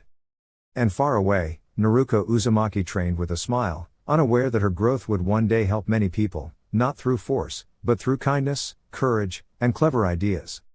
The mysterious young ninja, who everyone secretly called the Storm Child, had been missing from the public eye during a time of unrest in Kirigakure. Rebels, led by her former classmate Mei Terumi, were stirring up trouble in the village, and the warden of the second largest prison in Kiri had been quietly keeping an eye on her. Naruko didn't know exactly why the warden was after her, but she had a feeling it had nothing to do with friendship. As Naruko and her companions walked down a quiet hallway, she noticed the warden's sharp gaze shift to the right. Then, her friend Danmachi's head followed the same movement. A moment later, Naruko realized what they had seen. Someone had tried to hide something with a clever illusion. The warden gave a knowing glance, and Danmachi nodded. With a wave of her hand, the illusion melted away, revealing a young man who appeared a few years older than Naruko. He was holding 2 short swords, looking both proud and worried. What do you want from me? He asked, clearly nervous. The warden shook her head. Nothing. We're just passing through, she said firmly, her tone calm but commanding. The young man puffed out his chest. I've trained to be one of the greatest swordsmen. I won't let you pass without a challenge. Naruko stepped forward, her eyes bright with determination. I'm not a little girl, she said firmly. I can handle this. The warden smirked. If you say so, Naruko. Show us what you've learned. With lightning speed, Naruko moved around the room, not to harm, but to outsmart the swordsman. She carefully tapped his swords away with her kunai and used her clever tricks to tie his weapons safely to a post. He looked surprised and frustrated, but no one was hurt. See? Naruko said, breathing lightly. You don't have to fight to prove your strength. The warden nodded in approval. Quick thinking and clever execution. Well done. Naruko smiled at the compliment and gave a small bow. Danmachi chuckled softly, clearly impressed. The young swordsman hung his head, realizing that sometimes cleverness could be stronger than brute force. Naruko turned to her friends. Let's go. We've got more important things to do than waste time fighting, she said, leading the way. As they walked, Naruko noticed the warden glance at her thoughtfully. You remind me of someone I once knew, she said quietly. My daughter. She was as headstrong as you. Naruko tilted her head. Did she stay in Kirigakure? The warden shook her head. No, I sent her on a mission long ago. To follow one of the greatest women in our clan's history. I stayed behind because I wasn't ready to face my mistakes. But now, seeing you, I realize courage isn't about never failing. It's about moving forward anyway. Naruko smiled softly. I'll do my best, she said. I'll keep moving forward, no matter what comes. The warden nodded, a hint of pride in her eyes. I believe you will, Naruko. And with that, the trio continued down the hallway, ready to face whatever adventures awaited them, together, clever, and fearless. Naruko had sent Shin away for the rest of the night so she could have a private conversation with Asuma. She had kept her agreement with Yashi Hyuga about marriage under wraps, unsure of how to bring it up with Hinata. The problem was, Hinata had been avoiding the topic entirely, only crossing paths with her once to ask for help on a mission with her team. So Asuma was the only person Naruko could turn to for advice. I just don't get it, Naruko said, fidgeting with her headband. I want to talk to her about everything, but how do I even get her to listen? I want to say sorry. I want to explain, but it feels impossible. Asuma leaned back in his chair, shaking his head with a small smile. Naruko, sometimes people aren't ready to hear everything at once. You can't fix the past, you can only do your best moving forward. And trust me, you've already done a lot just by caring this much. Naruko frowned. But I promised I'd protect her, and now she might be punished by her clan. Maybe I could do something, change the rules somehow. Asuma chuckled softly. Naruko, even the Hokage doesn't get to change all the rules. The best thing you can do is be patient, and be kind. If you show her you care, she'll see it. You don't need a law or a loophole to prove yourself. Sometimes actions speak louder than words. Naruko thought about this for a moment, tapping her fingers on the desk. Actions, huh? She exhaled, trying to steady her racing heart. So, maybe I just talk to her like a friend first. Be honest. Exactly, Asuma said. You and Hinata get along. You balance each other. You're loud and enthusiastic, she's calm and thoughtful. That's a perfect pairing. You don't need to overthink it, just be yourself. Naruko smiled faintly. I think I can try that. Just then, the intercom beeped. Hokage-sama. Shinan Hinata Hyuga wishes to speak with you. How long will your meeting with Asuma Sarutobi last? Naruko blinked and looked at Asuma. He gave her a small, encouraging nod. She can come in, Naruko said, her voice steadier than she felt. The door opened quietly, and Hinata stepped in, her coat light against the chilly evening. She looked nervous, just like Naruko felt, but she smiled politely. Hello, Naruko-kun, Hinata said softly. Naruko's heart skipped a beat. She stood up straight. Hey, Hinata-chan. Good to see you. Hinata's smile grew a little. Good. Good to see you too. And thank you for agreeing to see me. Naruko shook her head quickly. No need to thank me. I wanted to talk to you. I know I should have done it sooner. Hinata tilted her head, giving Naruko a look full of quiet understanding. I know, Naruko-kun. I don't blame you. Naruko blinked in surprise. What? You don't? Hinata shook her head. No. I understand. You were trying your best, and that's what matters. Naruko felt a warmth spread through her chest. She had been so worried about messing up, but Hinata's kindness made her feel like maybe, just maybe, things could be okay. I'm glad you feel that way, Naruko said, her voice soft but full of hope. Because I really want to be honest with you. About everything. Hinata's eyes widened slightly, but her smile didn't falter. I want that too. And for the first time in a long while, Naruko felt like maybe, just maybe, everything was going to be alright. Hinata visibly swallowed and continued. I don't blame you, Naruko-chan. Father told me how you didn't want to sign it, and that you thought it wasn't fair to me. But you did it to protect me. So really, thank you. Her stutter returned briefly, soft as a whisper. That doesn't mean I didn't feel like I failed you, Naruko said quietly. I said I would stop your dad, and I couldn't. Now we're supposed to get married, and it doesn't feel fair, to either of us. Because you like Sakura, Hinata murmured before realizing what she'd said and blushing fiercely. Naruko shook her head, a small smile tugging at her lips. Kind of. But the truth is, we don't always get to meet the person we're meant to love. Maybe mine was Sakura-chan. Or maybe it's someone I haven't met yet. And you deserve the same, more, even. You didn't get a choice in this. Your father forced it on you. You deserve to choose, to be happy. Maybe with someone you liked, like Tenten or Shino-san. Hinata stayed quiet for a moment, listening as Naruko spoke with her whole heart. And what's worse, Naruko continued, is your dad will tell everyone eventually. Then everyone will know. I know Shino-san already knows. Shino-san knows? Hinata's eyes widened. Naruko nodded slowly. Yeah. Sarutobi-sensei said he tried to talk to your dad and help. But it didn't work. They tried, but it was too late for me to stop it.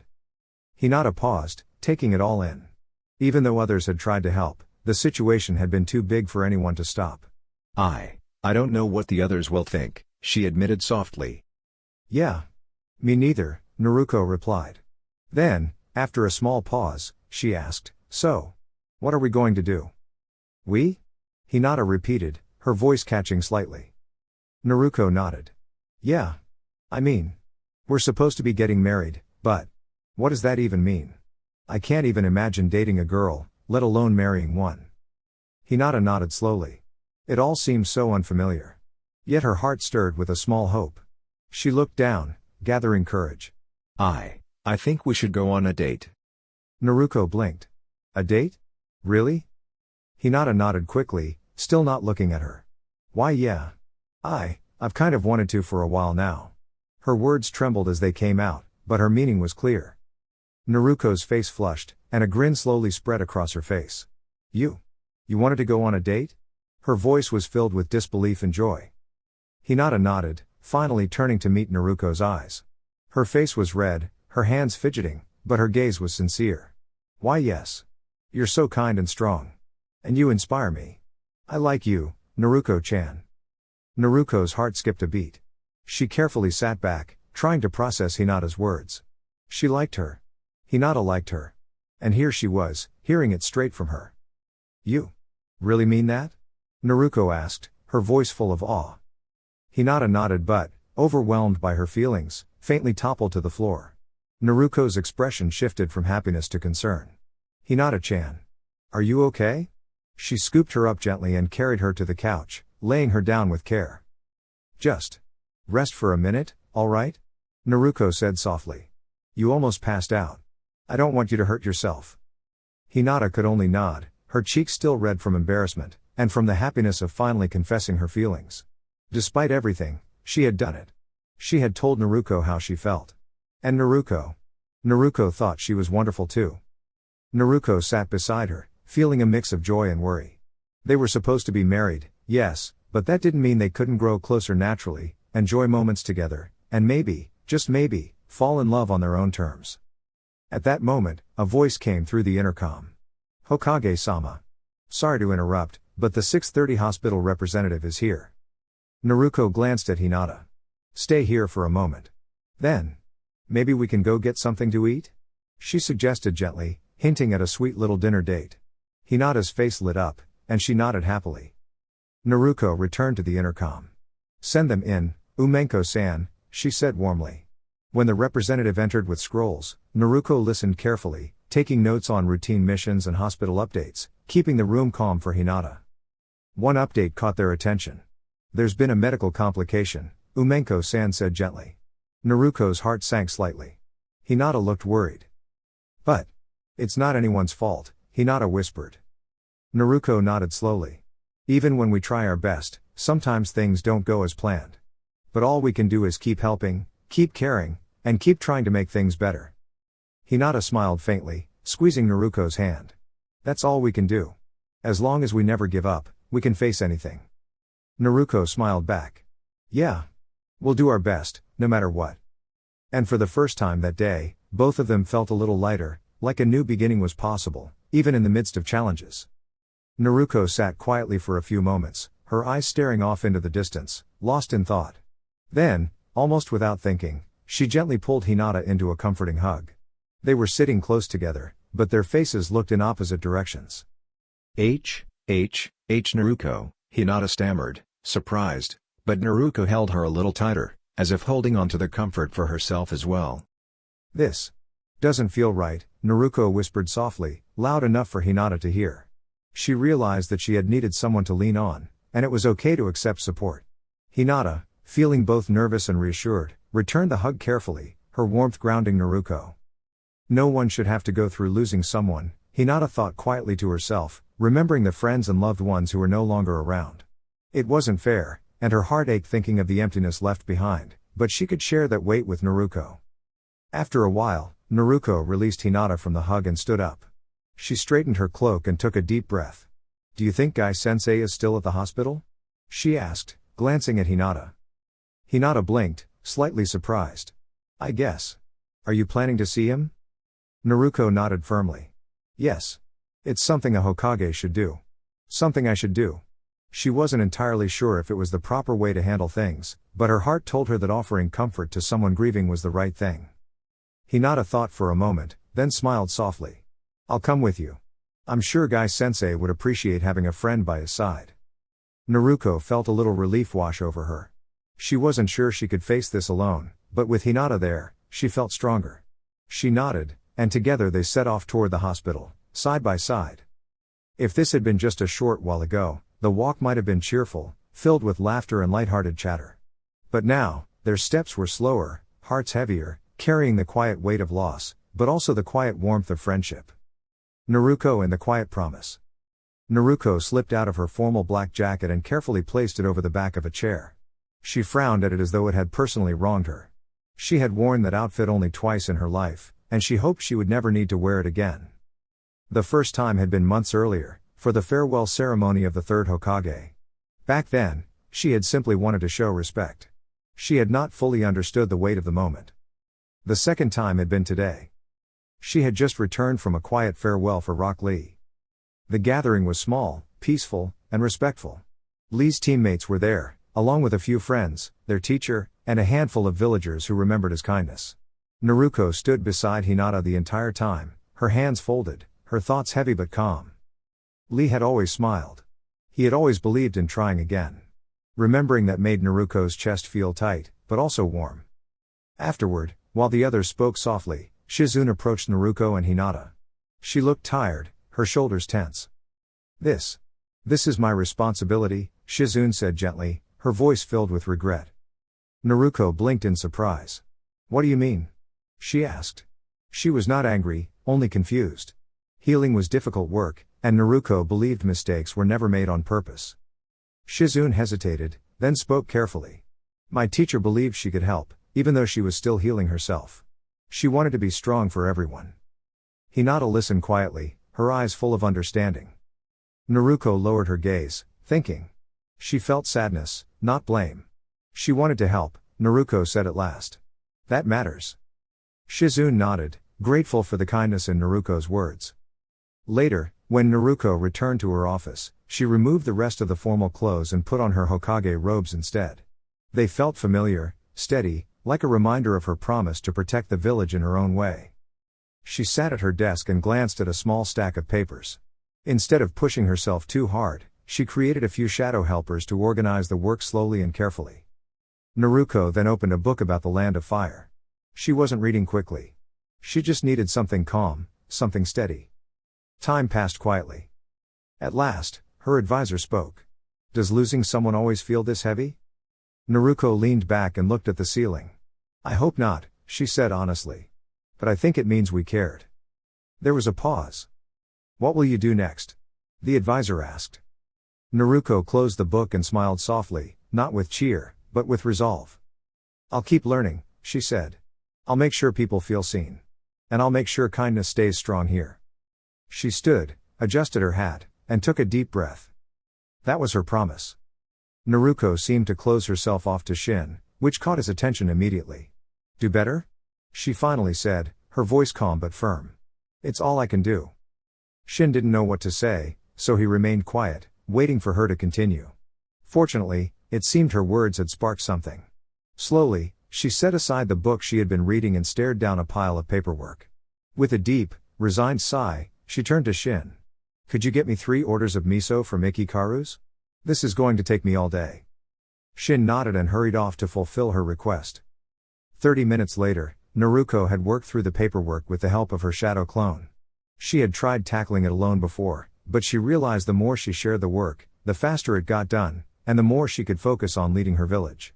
Even so, patience with bureaucracy didn't come easily, and there was still plenty left. Her earlier complaint about all day now seemed a little impatient in retrospect. A knock at the door interrupted her focus. Uzumaki-san, Jonin Moriko Shibata is here to see you, Mrs. Suzuki, the secretary, said from behind the door.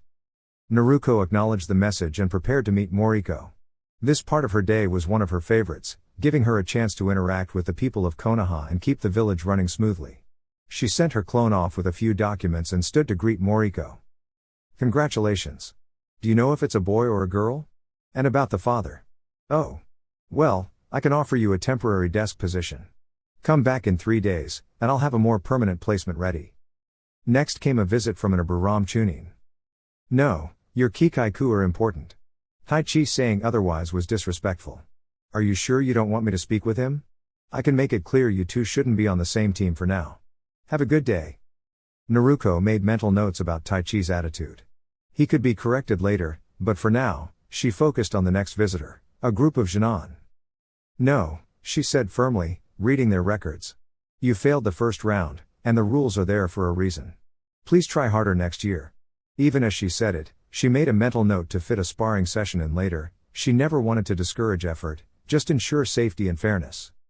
She moved on to requests from the Anbu and Hyuga teams, her patience tested but firm. She welcomed some, corrected others, and always kept her focus on what was best for the village. Finally, Neji Hyuga arrived. Neji-san. I didn't expect to see you so soon, Naruko said, standing from her chair. Neji bowed deeply. Good afternoon, Hokage-sama. I have a request for an A-rank mission. Naruko narrowed her eyes. An A rank? I don't think that's necessary. Neji's expression hardened. This mission is necessary. It is about avenging the death of my friend. I want to challenge Gaara of the Sand. Naruko's eyes widened. Challenge him? Neji-san, Gaara has changed. He is your friend now. There's no reason to continue this cycle of conflict. He killed Lee. Neji's voice shook with emotion. Naruko took a deep breath. She knew this moment would test her patience and leadership. Then do you want to blame me too? I convinced Gaara to get the treatment that saved his life. I did what I could. You're not alone in responsibility. But fighting him now won't bring back your friend, it will only create more pain. Neji paused, conflicted. Naruko continued gently but firmly. I am not ordering you to forgive Gaara, but I am ordering you to not attempt any revenge. That is my duty as Hokage, to protect everyone, even those who have hurt us before. Neji took a long moment, then nodded. I understand, Hokage-sama. I will not pursue this. Naruko smiled softly. It wasn't victory, but it was progress. Shin stepped forward. Are you sure this is wise? He could still cause trouble. Naruko shook her head. Neji-san is upset, yes, but he respects my words. And I will make sure Gaara is informed, too. Balance requires trust, not control. Just then, a small ink bird appeared on the windowsill, a sign that Team 7 had returned from their mission. Naruko felt a surge of excitement at the thought of seeing her friends. At the same time, she knew she might have to be the bearer of difficult news. Being Hokage wasn't always fun, but it was about doing what was right. For the first time that day, she smiled, ready to face the challenges ahead. The sun shone warmly over Konoha as Naruko sprinted through the village streets, her bright orange scarf fluttering behind her. She had spent the morning helping the villagers with small chores, carrying water, helping the children practice new jutsu, and even playing a few harmless pranks to make everyone smile. Her energy was endless, and so was her determination to be the best ninja she could be. Slow down, Naruko. Called out Kakashi, jogging behind her with a bemused expression. You don't want to trip over your own feet before breakfast. Naruko laughed, spinning in a small circle. No way. I have to be ready for anything. You never know when adventure might strike. Kakashi shook his head, smiling beneath his mask. I swear, you're going to give me gray hairs before your next birthday. Naruko beamed. Then you better keep up. She darted forward again, her eyes sparkling with excitement. Meanwhile, on the outskirts of the village, a mysterious figure was quietly inspecting an abandoned building. She had long, flowing hair tied back with a ribbon and a curious glint in her eye. Her name was Orochi. But not the villain from the stories. This Orochi was a retired inventor, full of strange gadgets and ideas that could sometimes get her into trouble. She had a young assistant named Kabu, who was always nervous about her experiments. "Are you sure this is safe, Orochi?" Kabu asked, wringing his hands. "It's in the middle of the day, and what if someone sees us?" Orochi chuckled softly. "Relax, Kabu. I've been careful. A little curiosity never hurt anyone, and I promise, nothing dangerous will happen." Kabu still looked worried but trusted her nonetheless. Together, they moved through the old building, careful not to disturb the delicate artifacts and masks that had been left behind. Orochi picked up a few of the masks, examining each with fascination. "These are incredible," she murmured. "Each one tells a story of the people who lived here long ago.